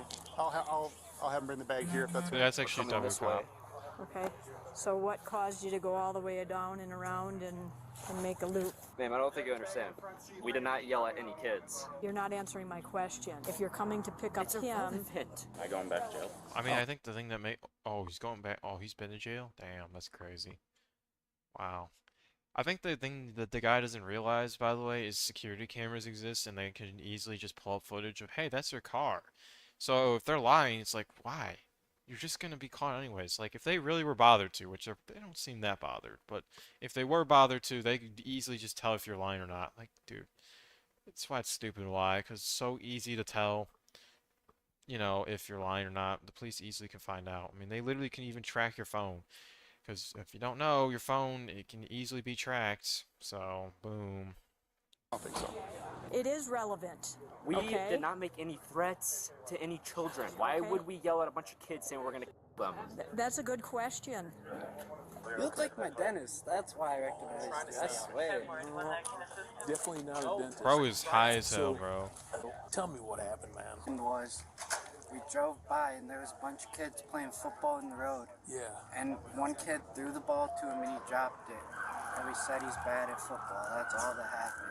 The kid said he's bad at football? No, we said he was bad. You said the kid was We bad did at not football. threaten no one or anything. Okay. That's literally all we said. You're bad at football. At this point, only Brady has admitted to being near the school, but claims no threats were made. Did your passengers yell out the window? Anything? No. They yelled nothing. No. Did you drive down Losey? Did you drive down 24th? I don't know. We've been driving all day. Did you drive down? Well, you would probably, know. We probably have. Yes. Did you go down 24th Street or Losey Boulevard? Yes. Yeah. But you know what I'm saying? If something was yelled, let's just get to that so we don't have to spend here for an hour while an investigation is conducted over there. Just let's have out with it right now. I didn't yell anything. Did anybody in the car yell anything? Not going anywhere. We're not getting any cooperation either. So they did admit to. One of them admitted that they did drive by there though. So the cops are still unsure whether this is a serious case or a false alarm. I mean, it seems like something that, I'm gonna be honest, if I, like, the amount of cops are here for this, it's kind of useless. Like, let's be honest, those people, yeah, they kind of feel weird and off-putting, but, like, well, yeah, I mean, they did add, well, most of them, all of them said, like, hey, am I getting arrested again? That's a red flag. So honestly, you know what? I understand why the cops are here. As much as you want, but we have a job to do. We received the complaint, and they had to take all these kids into the school because of the threats that were made. And I'm not even mad at you guys. I'm just mad at whoever called the police saying that we're trying to school officials. Kids. School officials. Well, whoever's saying we're making threats, saying we're trying to kill them that is outrageous, dude. It turns out Hunter, the half-suited teen, is currently out on 4 bonds. So what? This could send him straight to prison if found out to be true. Why are you so dressed up today? Always looks good. Bro is so, like, cooked, and dude, he's so high, it's crazy, bro. No, there's no else. He just does not care, I bro. stopped you and Jade? Yeah. Yeah, you do. Don't you? Hey man, you suck at football. And then what happened? We drove away. And he said these were the 3 that were in the car that went off. Okay, all right, they're comfortable. They're 95. All the teens are placed under arrest after it's confirmed these are the suspects. Under arrest for disorderly conduct. Okay, I mean, yeah, disorderly conduct, that makes sense. Hope they feel good about themselves, harassing me to it. So no way I can't just get like ticketed or something. Maybe, yeah. Because I'm on bond right now, and if I go back, I had court like 2 weeks ago. Maybe threatening school kids Oh my isn't the best God. way to stay out of trouble. I mean, part of me is like, does it really matter to, like, threaten, like, Well, I don't know. They did say they were gonna kill him, but which is, yeah, that's kind of extreme. Then they drove off, so it's like if you drive off from a scene, but it's also elementary. Yeah, no, no, no, yeah. If it's elementary kids, it's like that's kind of, yeah, it's messed up. So yeah, I guess it's fair. Several bullets and masks were found inside Alex's backpack. Oh, never mind. However, Okay, there well. Okay, well, yeah, no, it gets way more severe then. Okay, so yeah, I understand why they arrested were him. no signs of firearms. Oh, never mind. This is illegal, bro. I That's didn't still do a red anything. flag. I didn't yell at any f***ing kids. I don't know, you try to just do whatever you can and not get me in jail, I guess. I get you. According to the kids, these are threats that were made. Because they yelled out, and they said all three of them were yelling, "Suck my f you, I'm going to kill you." They circled around the school again. Yeah, to elementary kids, like that's, yeah, no, that deserves arrest. I'm sorry. Because I forgot they're elementary. I'm thinking like, oh, they're talking to other, like older people. No, these are young kids. Some of these people are probably like 7. Like, dude, they don't need to hear that type of language, first off. And second off, being told at 7 you're gonna get killed, like that's crazy. Kill you, f you. Getting on a canine for the vehicle because of kind of what happened. All that was found was Hunter's false ID and a half a bottle of tequila under the seat. Bro's cooked. There's enough there because the bullets and the threats to kill, we're locking them.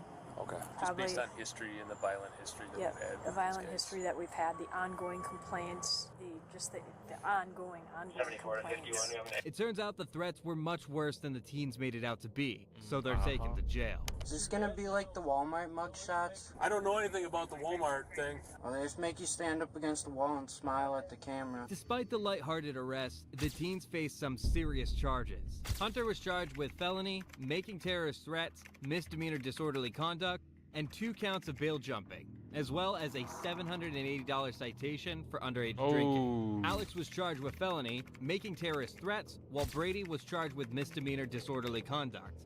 A few months later, they were all arrested on felony charges, including identity theft and retail theft. Damn. This 9-year-old was placed in cuffs for causing havoc in a classroom. Dude, that is diabolical. A 9-year-old getting cuffed? That's unheard of, at least in my world. I don't know, my world's not that big, so. Okay, seriously. Oh my god, stupid. Stop. Stop. Okay. On February 2nd, 2023, police were called by an elementary school as a 4th grader was completely out of control. On the first responder's body cam, the child is seen throwing anything he can get his hands on directly at the cops. Yeah. Oh, you want to throw stuff though, right? No, he's obviously got bad parents. Dude, I have personally had experience of 3rd graders throwing books at me, but basically when I was in 5th grade, there was this thing where you could like, oh, you can watch over, supervise, you know, younger kids in their classrooms during lunch and recess. And so that's what I did. It was indoor recess because it was cold outside, and I remember the stupid, oh my god, those 3rd graders were diabolical, and they were trying to get me to role play with them, which was so weird. And they started being aggressive and throwing books at me. I was like, dude, what? That was crazy, bro. Like, that was a crazy time. And of course, you know, when I was that young, it was like, oh my god, teacher. Like, I could have, if that happened to me nowadays, I'd probably be like, oh, whatever, who cares? But, you know, back in the day, bro, I used to be like, super uptight and be like, follow the rules super hard. You know, if I broke the rules at the age of 10, bro, I knew my career was over. His future career was always gonna be over forever. It's basically how I felt. She then tries to de-escalate the situation. However, she is met with fists and profanity. You. That's okay. I get that a lot. It doesn't hurt my feelings. Staff members hold up a blue punching bag as the student continues to lash out. Allegedly out of concern for others in the room, a second officer arrives and handcuffs the child. That's which crazy, he later though. received backlash for.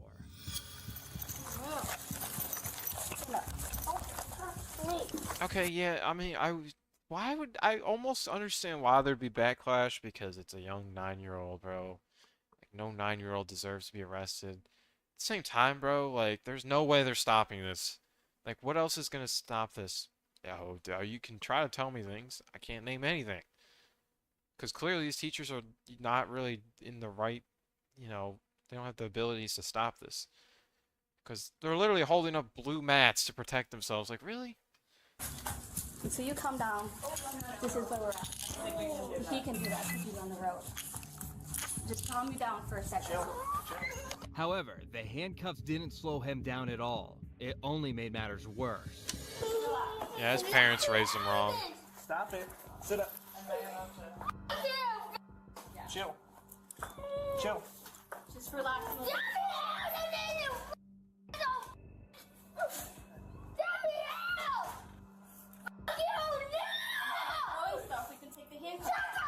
You know why I know his parents aren't around or don't care about him is because I guarantee that if any normal kid who would be in this situation, if they parents heard what this kid was saying at 9 years old, they would be assassinated.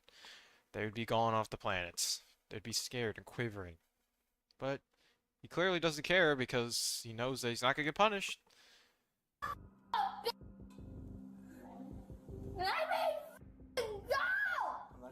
The handcuffs were loosely placed on the boy for comfort. However, he tries to slip out. You're throwing things. You're putting everyone in the... You need to hear it. It's okay, I get that a lot. We're trying to figure out why you're so upset. Stop pulling. Stop pulling. Whilst trying to talk the child out of his tantrum, the cop receives numerous insults. We can talk to you and you can talk to us. That's why you're not going anywhere. You know, in another situation, you would be in very big trouble for hitting a police officer. Just letting you know, the older you get, it's going to be very harder for you to be making these behaviors. You're doing really good with Officer Tennant. She gives you stickers, she asks you how your day is, and then this is how you treat us? What come to work to keep you safe and teach you? That's fine. Next, the teacher is seen calmly talking to the student. Okay, I've done it since pre-K. That's not nice. Why do you do those things? Because teachers. It's because no one was around. If he's been doing this from pre-K, it's obvious.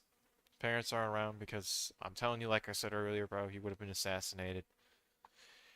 Okay, when I say assassinated, by the way, that's just my way of speaking, is saying, like, yeah, you basically would have, like, nothing. No, you'd be grounded, like, extremely hard. In other words. Oh, but why? They're only trying to teach you. So he is released from the handcuffs and sent to the counselor's office. Thanks, bud. The parents of the child later filed a lawsuit against the city and police. Oh, right, yep, okay, so these parents are so bad at being parents, they actually don't deserve to have a kid. At all. It's a luxury to have a kid. Well, I shouldn't say a luxury, but you get what I mean. It's like, it's something you have to deserve because of the, wow. Police department of the two officers, claiming the situation caused extreme harm to the child and family. The lawsuit was dismissed by the city. Okay, I know I'm brown and you guys like fucking shooting us. Alright, oh my god, how, that transition is ridiculous, bro. It just went from that to this. Like, what? Bro, that transition is ridiculous. Oh my god. God damn it. I want to fucking get my son and go home. That's what I want to do. This is Rosa, a 41-year-old parent who pulled a gun and threatened another parent just outside of a school. On April 18, 2023, officers confronted Rosa after a parent told school staff that Rosa pulled out what looked like a gun and allegedly said he was going to kill him. Of course, this is an extremely dangerous situation as many children are nearby. Put the car in park for me. Oh, that's fine. I put it in park. Okay, that's fine. I'm no threat. That's You're taking the word of someone you don't know. I'm not taking anyone's word. What I'm telling you is we have... I'm not here to nitpick, but bro, you just said, you're taking the word of someone you don't know, and acts like this cop knows him, bro. It's like, dude, this cop doesn't even know you either. That's so stupid. Like, oh my god. We have a complaint that a firearm was presented, okay, at a school. Yeah, at a school. Did I present it at a school? I just pulled in. Look at the footage. Don't you guys have cameras? All I need you to do is step out of the car. Sir, and this guy can run me off the road and drive away. Where's he at? Oh, so he's the type of, he's a road rager. I've never met a road rager yet, but dude, they scare me because the idea of, like, you know, someone trying to like kill you with a car or purposely make you crash is scary because I know myself a little too well and I know that I would hate the idea of being brake checked and stuff and I'd be tempted to just press the gas and run them over, but like I don't think I would actually do that, but who really knows? Because sometimes I'll be watching those videos and be thinking, man, I'll just press the gas and I'll crash their car so they get karma. And you realize, well, is that really a good idea? I don't know. But pulling out a gun is like, that's next level. The people I see who pull out bats and stuff over stupid, oh, you cut me off a little bit. Bro, like, oh my god. Like, you know what? Maybe I should start carrying, like, a bat in my car, bro. Like, if that's really how it's gonna be. Where is he at? He drove away already, motherfucker. You're not listening to me. You're not gonna address it because he's gone. The man is immediately belligerent and aggressive, making the alleged threat seem more believable. I don't even know you. You don't work here. I'm here every day. But it gets much worse. You're gonna make me look like a criminal in front of all these fucking parents. I'm not trying to make you look like anything. Yes, you are. What you're doing is you're elevating. What I need you to I do am is elevating. calm down. Why would I not There elevate? doesn't have to be a scene. If someone ran you off the road, would There you be does elevating? not have to be a Can scene. you answer that question though? There does not have to be a scene here because I need to remove you from Look, the fire. I'm pushing the button. Okay, I know I'm brown and you guys like fucking shooting. Oh my god. Oh my god. I don't understand how you can be so mad over something that already passed. Like, yeah, oh yeah, is it frustrating it ran off the road? I've had it happen once. Where some guy started like turning into my stupid lane while and like made me kind of have to drive off the road a little bit. But like, it's not something to be that mad over that you're even after the guy's gone, oh my god, I need to find him. Like, what? Bro, you just forget about it. Like, dude, what? God damn it. I want to fucking get my son and go home. That's what I want to do. Rosa tries to dominate the confrontation and becomes increasingly furious whilst the cops try to keep the situation safe. This doesn't need to elevate. We can bring it down a couple. Can you go get that motherfucker who ran me off the road? Are you gonna do that? We can bring it down. Did you call anybody for that? Answer my goddamn question. Oh my god. Answer my question. You're gonna force me to do some things I don't want. What are you gonna do? For what? Am I threatening you? My hands are behind my back. I need you to calm down. He can commit a crime. No, he can't. He just ran the fucking red light and ran me off the road. You haven't done shit. We'll figure that out, man. Oh my fucking god. You're not gonna figure out shit. You guys will never figure out shit. You fuck with me and criminals can drive away. Okay. Listen, what's your name, man? My name's Vinny. I have a license here. Can I reach for it? Okay, wait, didn't he say his name was Rosa though? So he just gave a false name? Am I stupid? I don't know. You're gonna shoot me. I'm 10-4. You're threatening me while I'm picking up my son at school. It's a vape. God. Listen. Calm down. I'm sick Bro, of getting bro fucked is... with by you guys. This is actually hard to watch. He's carrying a vape? How addicted are you to your vape if you have to carry it while he's, oh my god, talking to a cop? Like, the only thing he carried out of the car, a vape. Like, what? Bro, that's crazy. Bro is so addicted to the air. Runs red light. Is that against flavored air. No, it's not. It's not against. It's not okay. It is against the law. But listen to what I'm saying. Okay, I didn't say. I want to see my accusers right now. That's the law. I took criminology. Okay. I can see my accusers. Who are they? We will get to the bottom. I want that information sent to me. You gotta calm down. I am calm. I'm fucking calm as fuck. This is how I talk. Things get even more serious when the school announces Code Red on the speakers, generally indicating a lockdown. Damn. Pointed out this vehicle with this gentleman on 1025 speaking with him now. If I can get some units to speak to the complainant. They literally announced there's a parent in the parking lot going rogue. Like, that's crazy, bro. Parties, which are multiple staff members of the school. Fucking Code Red. Get the f real, man. You guys are all fucking brave until some real shit happens. You stay outside while kids talk. No active threat. He keeps saying he's not the one at fault. However, he threatened to end someone's life with a deadly weapon, which is a serious offense. There's multiple people. Okay, I want to see these multiple people who could see me driving. Get the f out of here. You guys are liars. Multiple people. I am not a liar, and I want to hear these liars lie to my face. That's what I want. In America, we're allowed to have them. That's right, you are. Yeah, we're allowed to have them. Motherfuckers not allowed to run you off the road, not allowed to run red lights, but he's fucking gone. Now the f do you sleep at night? You know, my son's right there. I want to go home, bro. I didn't commit a fucking crime. That guy did. Where's he at? The crime guy gets to go away. You guys are a fucking joke. He wanted to start a fight that he wasn't man enough for. I want to see that sucker right here. Bear in mind, the school is still in code red, similar to what he's seeing right now. Right now, you're not free to go. You have 30 minutes. I went to college, not jail. No, they all ran. What? There is so much like going on. I'm trying not to say everything at once because, well, otherwise this video will be extended way too long. But I mean, the main thing is like, first off, why put your hands behind your back? You know, like he thinks he's being helpful by putting his hands behind his back. But like, imagine if you're hiding a weapon in your back of your shirt or something. Like, oh, I got a pocket knife in my back. What? Like, did you not think of that? It just looks suspicious. Cause like, are you digging into your back? I don't know. That's the main thing that comes to mind. He keeps saying, "Oh, I'm safe. I'm no threat." Like, no.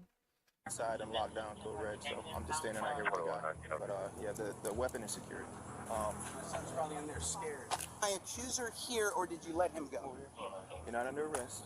I'm securing you. You're right not now. putting that on I'm me. putting it on you, and if you resist, If I'm not under arrest, you're not putting that on me. I'm securing you for safety. It's Okay, detaining. Safety? Okay. After he's placed in cuffs and the gun is secured, he's taken to the jail and his kids are taken care of. After his threat was confirmed to be true, he faced charges of brandishing a firearm near school grounds. I don't know. I could never be so mad over someone. I don't own a gun, but if I did own a gun, which I wouldn't carry in my car like that, but if I, bro, like there's so many things he did weird. If you get run over on the off the road, there's no reason to pull a gun on someone. Like, how do you get that angry over something that stupid? Because 5 minutes from now, I guarantee you'll forget about being run off the road. Guarantee it. Unless your car gets damaged, you're not going to remember. Like, oh my god, why do you need to pull a gun? The suspect acts zesty. Okay, I don't know about that.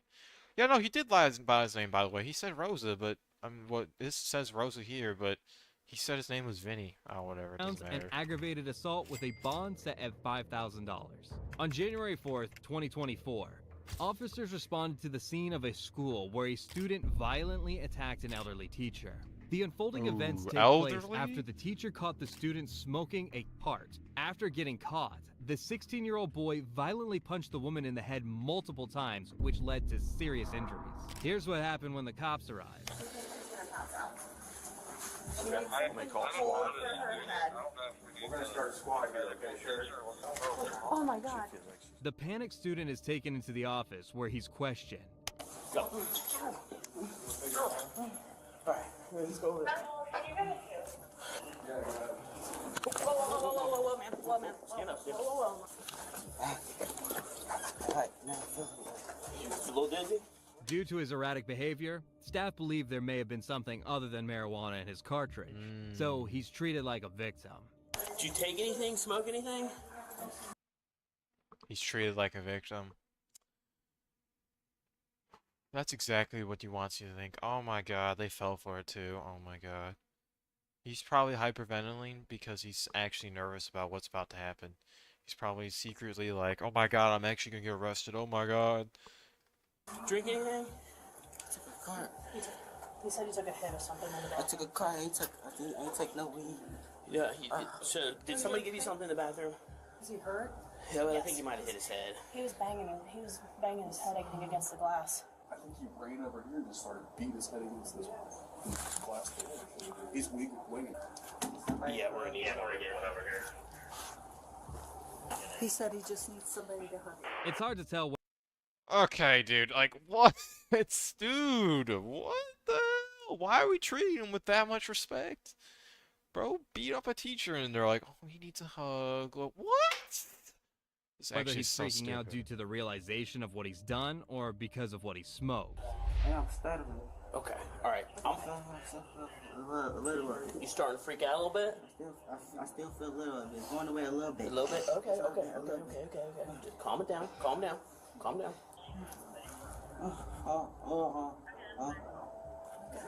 Hey, look, if they're both good. I'm in a dream. No, you're not dreaming, bud. We got you, alright? Let us take care of you. That ain't working on me, bro. Am I in a dream, bro? No, no one believes you. Like, oh my god. How are they? Oh my god, this is so stupid. How are we falling victim to this? I get that they're trying to, like, also make sure that he's not, like, completely laced, but, like, dude, this is an obvious act. At least in my opinion, it's an act. I don't know. You're in a dream. I think I'm in a dream. Okay. Well, hey, listen. I'm talking different a little. Check it out. I know you ain't crazy. So 2 squads are coming. Okay. One's going for the teacher. Okay. One's coming over here.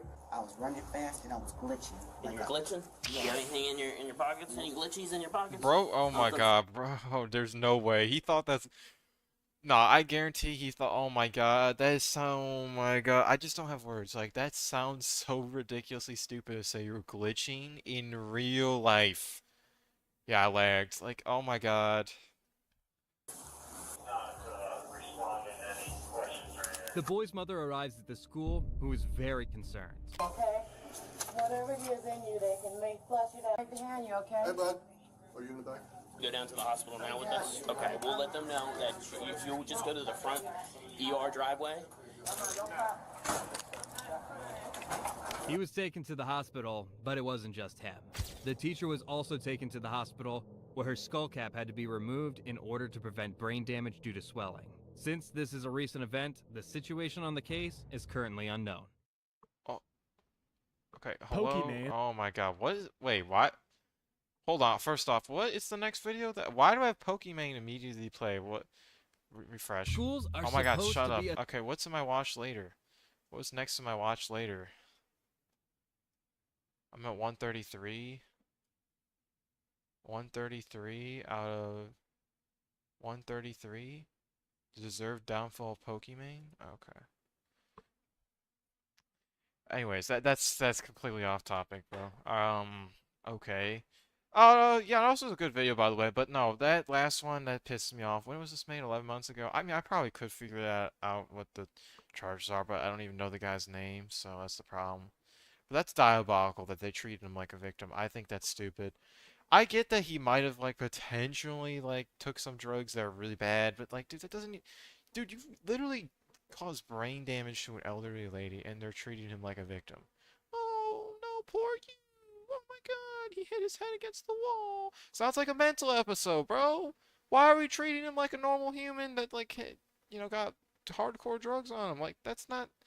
Do we treat people who take hardcore drugs who kill people like victims because they took hardcore drugs? No. No, we don't. I don't get why we're treating him like a victim. Don't get it. Anyways, alright, one last video. This one I saved for last because I don't know what to think about this video based off the title, but out with a bang. This will sadly be my most soul-crushing video of 2024. No bait. I don't know what those abbreviations mean, but anyways, soul-crushing video. I don't know if I'm ready for this. I don't know if I'm ready to watch the most soul-crushing video of 2024 by Mr. Ballin. By the way, if you don't know, Mr. Ballin is known for literally providing like some of the saddest stories I've ever heard. So like, and crazy stories. That's why when I see the title "Soul-Crushing Video," I'm screwed. 3 progressively more disturbing stories. Today, I'm going to share 3 progressively more disturbing stories, and at the end of each of them, I will share the photo that is famously associated with that story. But before we get into those stories, if you're a fan of the strange, dark, and mysterious... What? I don't even know why you said this is why I see Hall with tissues. What does that even mean?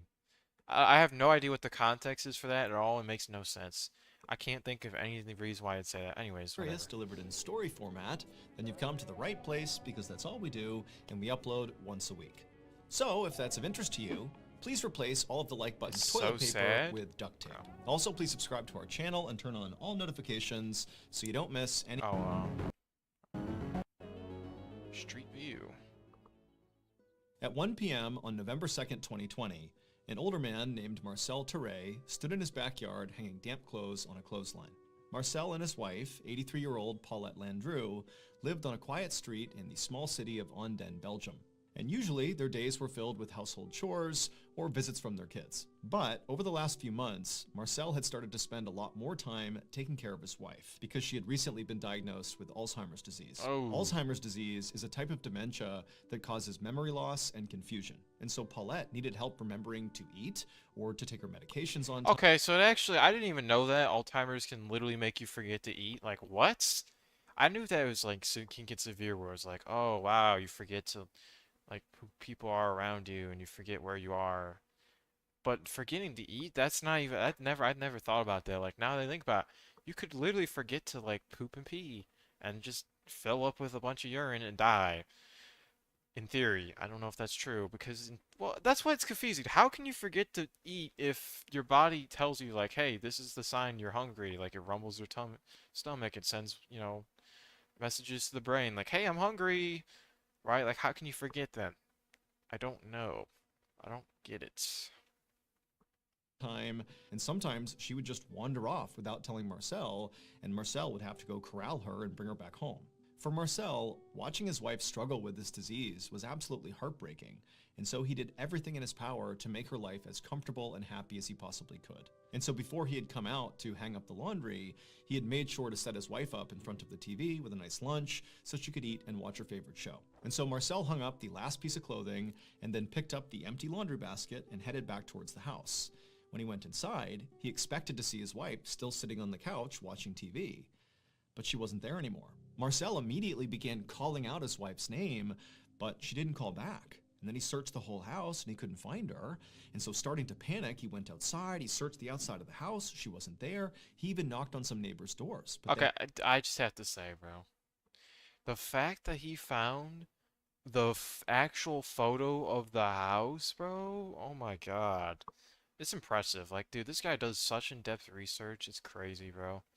Because I can imagine how hard it would... Well, I don't know. I don't know. I just don't know how you come across these types of stories on the internet. I don't understand. Like, what do you do? It's so interesting.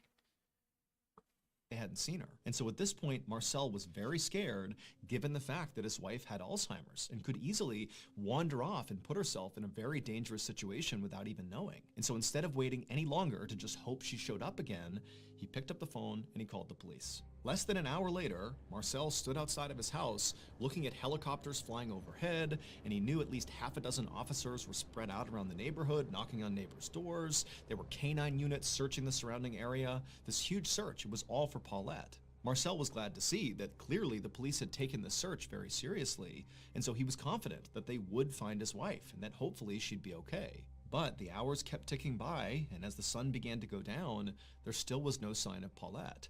A police officer told Marcel that they would keep on investigating and hopefully find his wife as soon as possible. But over the next few days and weeks, Paulette didn't turn up, nobody had any idea where she was, and before long, weeks turned into months, and then months turned into 2 full years. 2 years? Nobody had seen Paulette. Yeah, she's and dead. By that point, Marcel had basically resigned himself to the fact that he very likely would die without ever figuring out what happened to his wife. But then, one day in early October of 2022, so 2 years after Paulette went missing, one of Marcel and Paulette's neighbors was at home on their computer looking at a particular website.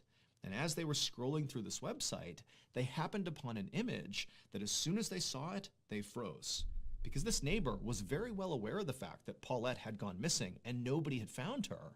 But now they're seeing this image on this website that basically gives away what happened to her. And so totally shocked that they had even found this image, the neighbor screenshotted it and brought it to the police. So it would turn out that neighbor was looking at Google Street View, which is a feature of Google Maps that basically allows you to see 360-degree views of basically anywhere on the planet. To create these images, Google literally sends out these special vehicles all over the world that have cameras that sit on top of the cars. And these cars drive down basically all the streets all over the place, constantly taking pictures all around them. And it just so happened on the exact day that Paulette went missing in 2020, there happened to be a Google car driving down the road that captured a picture of her. And so as you can see in the picture of her, you see Paulette on the left side of the image walking across the street away from her home, which is on the right side. And on the right side, you can actually see Marcel in the backyard hanging up laundry on the clothesline.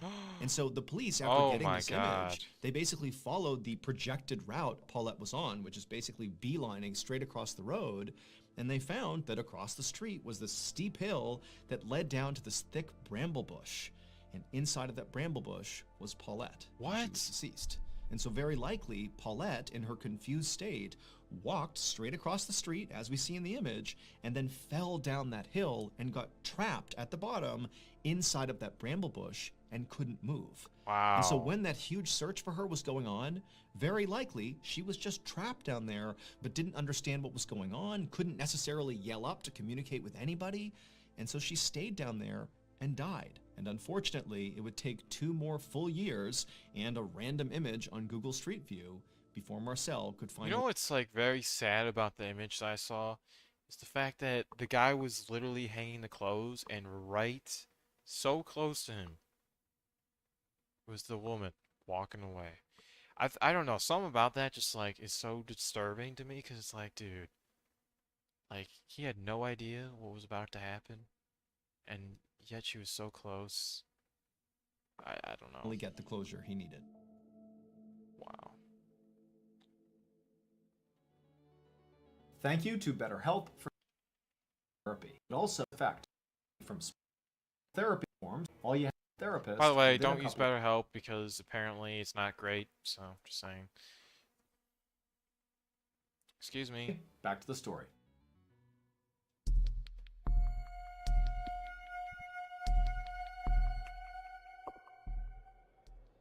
Around 10 a.m. on July 26, 2015, a 31-year-old mom named Xiang Lujuan and her husband chased their 2-year-old son around a brand new indoor playground. This playground was on the 6th floor of a mall in Jingzhou City, which is in central China.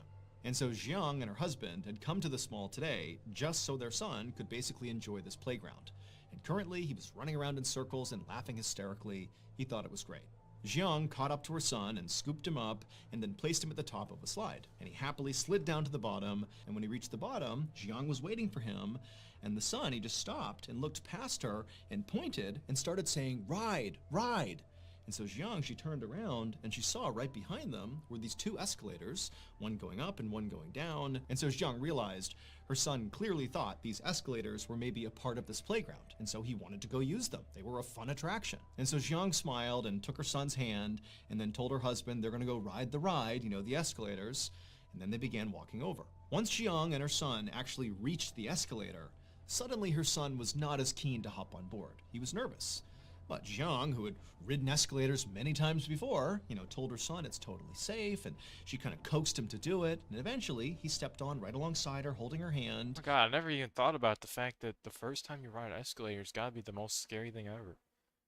Oh my God, yeah, man. It's just something you get used to, but like, dude, like the idea of like moving on one staircase upwards and forwards is pretty scary.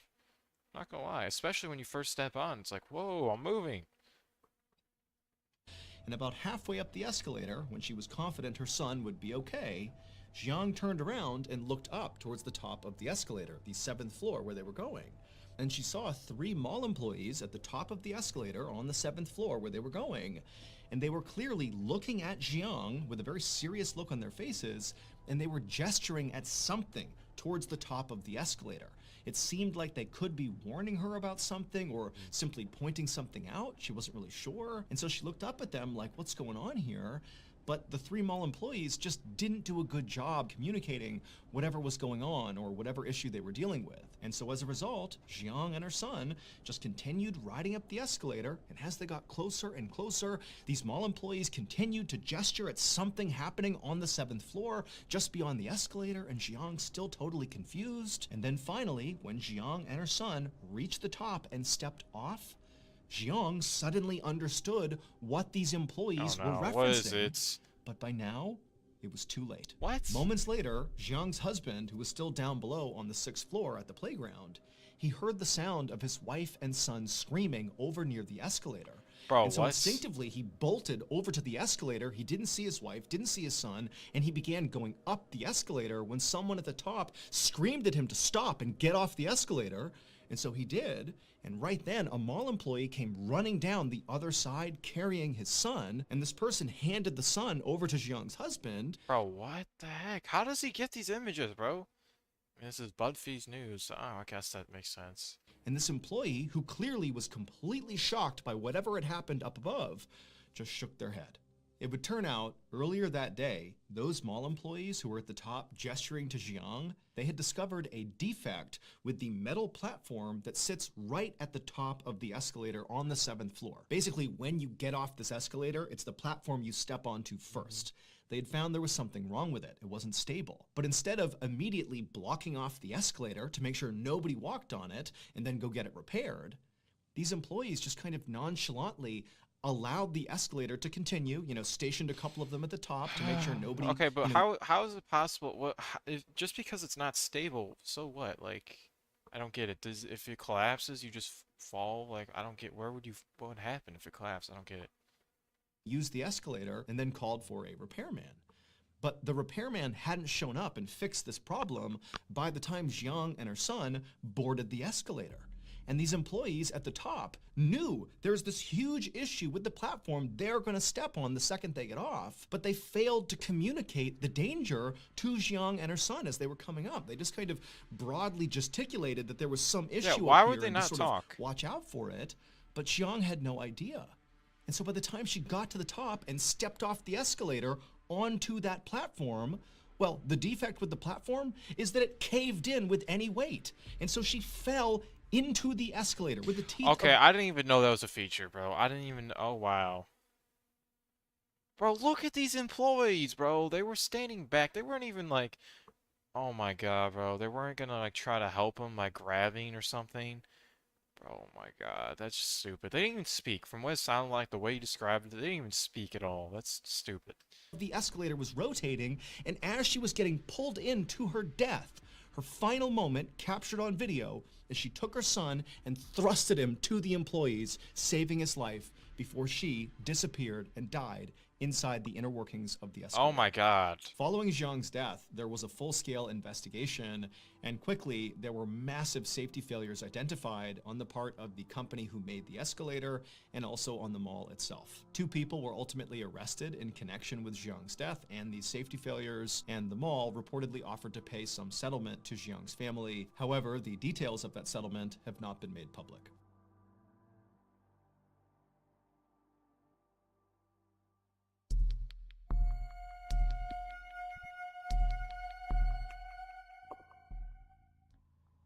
One morning in November of 1997, a police captain named Jeffrey Lewis, along with his partner, parked their squad car near the Manatee River in Bradenton, Florida, which is a small city just south of Tampa. A few minutes earlier, the Bradenton Police Department had received a call from this frantic man who had said he had found something suspicious that had washed up on the shore of this river. And so Captain Lewis and his partner were there to investigate. And so as soon as they got out of their squad car, this man who had called the police, he saw them and waved them down, and he was pointing at something in the sand. And so Captain Lewis and his partner, they walked over, and before they even talked to this guy, they just looked down at what he was pointing at, and right away they could see why he called the police. Because there, sitting on the sand, was a severed human hand. Damn. And so the instant Captain Lewis saw this, his first thought was actually just alligators, because there were alligators that swam in the Manatee River, and people were told about them, and were told, not to go swimming here, but people still did. And so his thought was, well, maybe one of the alligators... You know what's crazy? That alligator... Okay, I'm gonna sound like an idiot, but it literally looks like a lizard. Like, that just looks like, wow, like a... I don't even know. It looks like one of those, like, tiny lizards. I forgot they're called. But, like, it literally looks exactly like this. Oh my God, like, it's crazy. Oh, wait, no, I'm thinking... Oh, I'm stupid. Yeah, I'm confirmed stupid. Yeah, I just ignore what I'm saying, bro. I'm thinking of a baby alligator. Like, dude, really? I'm actually so stupid. I was gonna... Okay. Got a swimmer. However, when Captain Lewis looked at the hand more closely, he could tell right away that that probably did not happen, because where the hand had been cut off from the body, the cut was almost surgical. It was very, very neat, whereas if an alligator had ripped the hand off, it would be rough. But this almost looked like a surgeon had carefully removed the hand. And so what this signaled to Captain Lewis is this hand very likely represented a murder victim. Somebody who killed this person, cut their body up, and one of their body parts is now washed ashore. And so Captain Lewis turned to his partner and told him to call for backup. And within an hour, police officers were scouring... Okay, I get what they're doing, by the way. They're searching for the rest of the body. My thing is, why this might sound oblivious because I don't know how fingerprints work, but couldn't you just like take the fingerprints of the hand to identify who it was, or I don't know, get DNA from it? Like, I don't know. Again, I don't know what water does. Maybe the water rotted the hand so much you can't get fingerprints, or the DNA doesn't. I don't know. I don't know how that works. But, I've just assumed that it's probably possible to do one of the two options. The Manatee River looking for the body that belonged to this hand. Meanwhile, the captain bagged this hand as evidence and brought it to the county sheriff's crime lab, hoping that forensic experts could potentially figure out who the victim was using fingerprints. However, when he actually handed over the hand to these forensic technicians, they told Captain Lewis that it was very likely going to be impossible to try to pull prints from this hand because the hand was very badly decomposed and damaged. But they told Captain Lewis that despite this being a total long shot, they would still give it a try. And so really all Captain Lewis had was this hand, and so he just kind of waited for information from the crime lab about the fingerprints. And before long, the waiting went from days to weeks to months with no fingerprints. And so with no fingerprints and no other breakthroughs in this case, Captain Lewis moved on to other cases. That is until June of 1998, when Captain Lewis was sitting in his office doing some work, when he suddenly got a call from the crime lab about the hand. An employee told Captain Lewis they had finally made a breakthrough. When they couldn't get the prints off this hand at first, they had moved to this very complicated technique where basically they would peel individual layers of skin off the hand and sort of piece together all the information to get a print. Damn. And amazingly, this technique worked. And so not only did they now have this print, but they had also already run this print through the Florida State database, and they had gotten that takes months? I didn't even know that. I didn't even know it takes months to do that. Like, I guess it makes sense because they probably have like hundreds of things they're working at the same time. I don't know. That's crazy if it takes months. Who knows? The hand belonged to a man named Willie Suttle. As soon as he hung up, Captain Lewis opened up a new tab on his computer and began researching Willie Suttle to figure out who this person was. And he quickly found through public employment records that Willie had been a retired garbage collector, and then also Captain Lewis looked at police records and discovered that Willie had a minor criminal history. But what really stood out in his research about Willie was that Willie had never been reported missing. Willie had instead been reported dead. Right there in the public records that Captain Lewis was looking at, he found Willie's death certificate. And this document said Willie had died of natural causes 5 months prior to his hand washing up on shore. Ooh. And also it said Willie had been buried in a local cemetery, and no police had ever been involved in his death because no crime had been committed. And so Captain Lewis was baffled. None of this made any sense. If Willie had died of natural causes and been buried over a year ago, then how did his hand, his severed hand, wind up on the shore of the Manatee River? The next day, which was Friday, June 26th, Captain Lewis, along with a few other police officers, went to the cemetery where Willie had been buried, and they exhumed his casket. And when they opened it up, they actually expected it to be empty, considering his hand was already missing, so probably his whole body was gone. But no, when they opened it up, there was Willie, missing his left hand. What? But that wasn't all. At the bottom of Willie's casket were all of his internal organs, just sitting there in a rotting... Bro, this story makes no sense because why would someone go through their casket just to steal a hand? I could not name a reason. Pile. And so Captain Lewis is staring at this, having no idea what to make of it, but the first thought he had was, okay, maybe somebody tried to rob Willie's casket. But he's thinking, if they did that, why did they cut out his organs and stash them at the bottom of the casket? And also, why did they remove his left hand and chuck it in the river? Like, that doesn't make any sense. Yeah, what? It felt like every clue Captain Lewis found was only making this case harder to solve. But he hoped when he sent off Willie's body to the county medical examiner that they would be able to provide him with some more answers as to what happened here. Later that afternoon... You know what, my theory, by the way, I think is odds are he probably was beaten to death. And because if you really think about it, if he was beaten to death, then when they were like, took his body to the grave, they would be like, oh wow, something looks off, right? They would have reported something weird. So I don't know, that doesn't seem to be the case. The county medical examiner would perform an autopsy on Willie's body. And the first thing he noticed when he began was that despite the fact that Willie's organs clearly had been removed, that Willie's abdomen did not appear sunken in. It appeared full. So the medical examiner started the autopsy by cutting open Willie's abdomen to see what was in there. And when he saw what was inside of Willie, he just froze, having no idea how to react to what he was looking at. He had never seen anything like this in his entire career, not even close. And so the medical examiner just grabbed a camera, took some pictures of Willie's midsection. Oh no, don't. Please do not show the. Oh, I don't know if I want to see the photos. And sent those pictures to Captain Lewis. The next day, Captain Lewis sat inside of an interview room in the police station across from a 45-year-old woman named Paula Green Albritton. Paula owned and operated a funeral home along with the help of her son, and she had been the one responsible for Willie Suttle's burial. And so Captain Lewis asked Paula about Willie's burial, and she would tell him that Willie had actually died in poverty, without any family members to help cover his burial expenses. However, when Paula had found out about this, she said she had agreed to do the burial anyways, for no cost, as sort of a community service. However, when Captain Lewis poked and prodded and tried to ask for more information about exactly what that meant, Paula would eventually concede that there actually was slightly more to her rationale behind wanting to do Willie's burial. It was not just for charity. 2 days after this interview, police arrested both Paula and her son. Okay, what?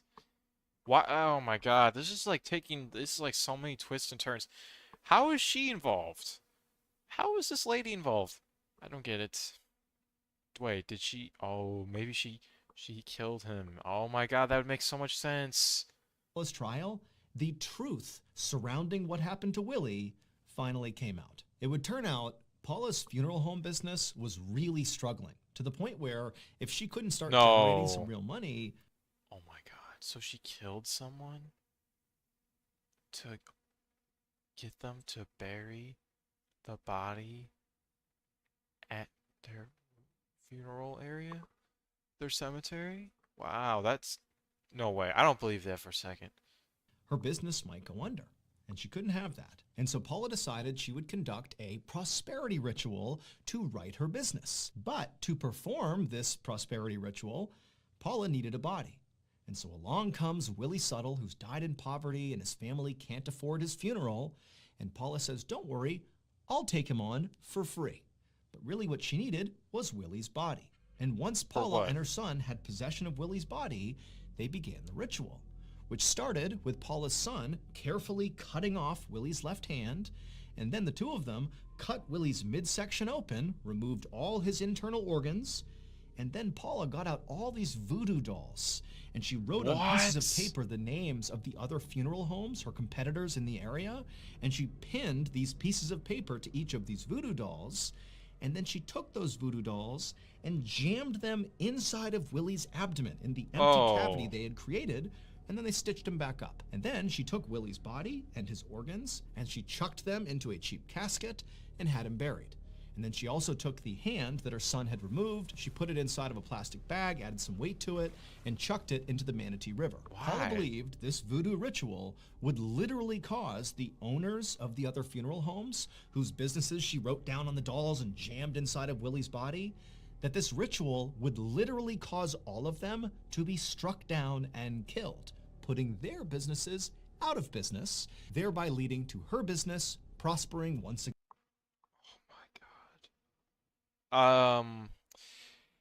Yeah, I don't know what to say. That is probably the craziest thing I've ever heard because it's so stupid and my God, wow, that's like creepy, bro.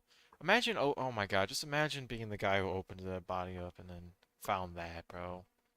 Like, dude, I would be scared for life. I'm not gonna lie, cause oh my God. Again.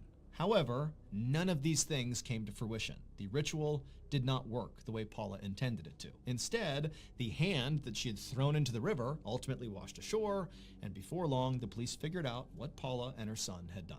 In 1999, so 2 years after Willie's hand had washed up on shore, Paula and her son were found guilty of desecrating Willie's corpse. Paula's son ultimately served 1 year in prison. As for Paula, her conviction was actually quickly overturned due to a technicality. It was discovered What? that during an interview with Paula, that police detectives told her that she could not be convicted if this ritual was part of a religious practice, that she was protected under the U.S. Constitution. And Wait, what is this real? Is that actually oh my God, there's no way that's real. There's no way that's real. And oh my God, no, oh my God, so they messed up because she said that was for a religious reason and she thought oh my God, and then she admitted because she thought she was safe, but that wasn't true. So they can't take her admission as for face value because it was for a false reason. Oh my God, oh my God, there's no way. Paula, who confessed to doing this ritual, did so by saying it was part of her religion. She practiced voodoo. I am a Okay, there's no way that's real. What is a voodoo? I can't. Okay, no. No. A voodooist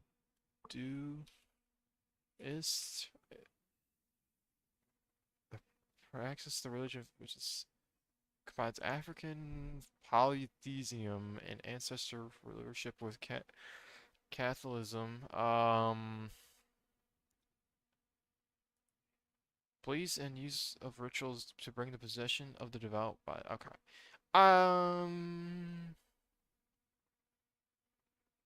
Yeah, I'm not going there. I can't believe that the Constitution protects people from crimes if they say it's for religion. That's ridiculous. That needs to be changed because that's a loophole if I've ever seen one. Because you literally could just murder a bunch of people and say it's for my religion. I highly doubt that's the case, but if it really is, based off what he said, I mean, that technically would work, but I highly doubt that would be the case, but who knows? And I've survived because I know how to survive.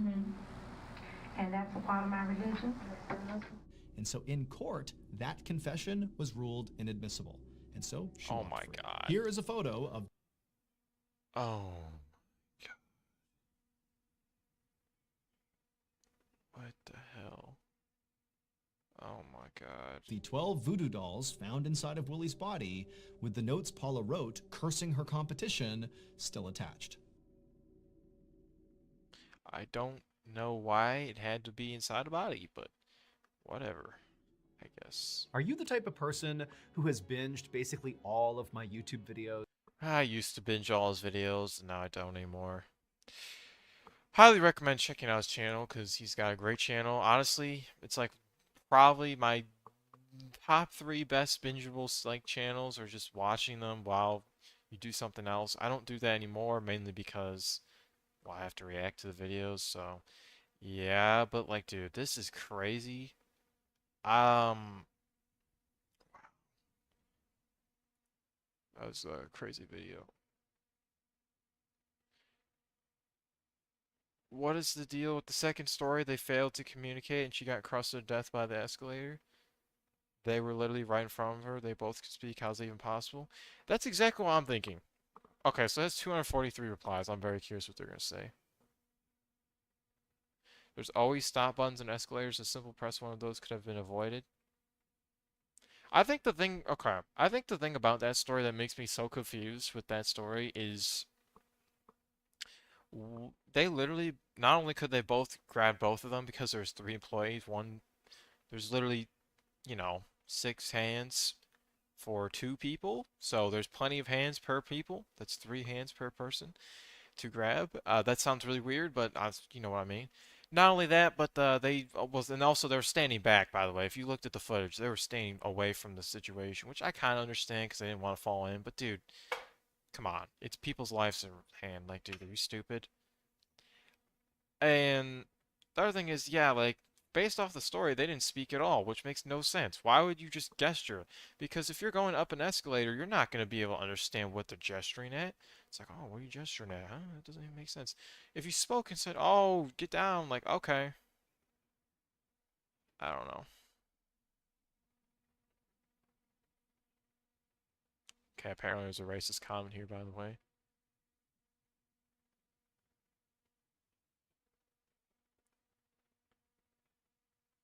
They can easily, quickly, and effectively communicate with the man, but didn't be bothersome for a mother and young child. Oh my God, yeah, that's also another thing. Yeah, I forgot about that part. Like, dude, really? They told the man, hey, it's not safe, but they couldn't tell the other people? What? Like, it doesn't even make sense.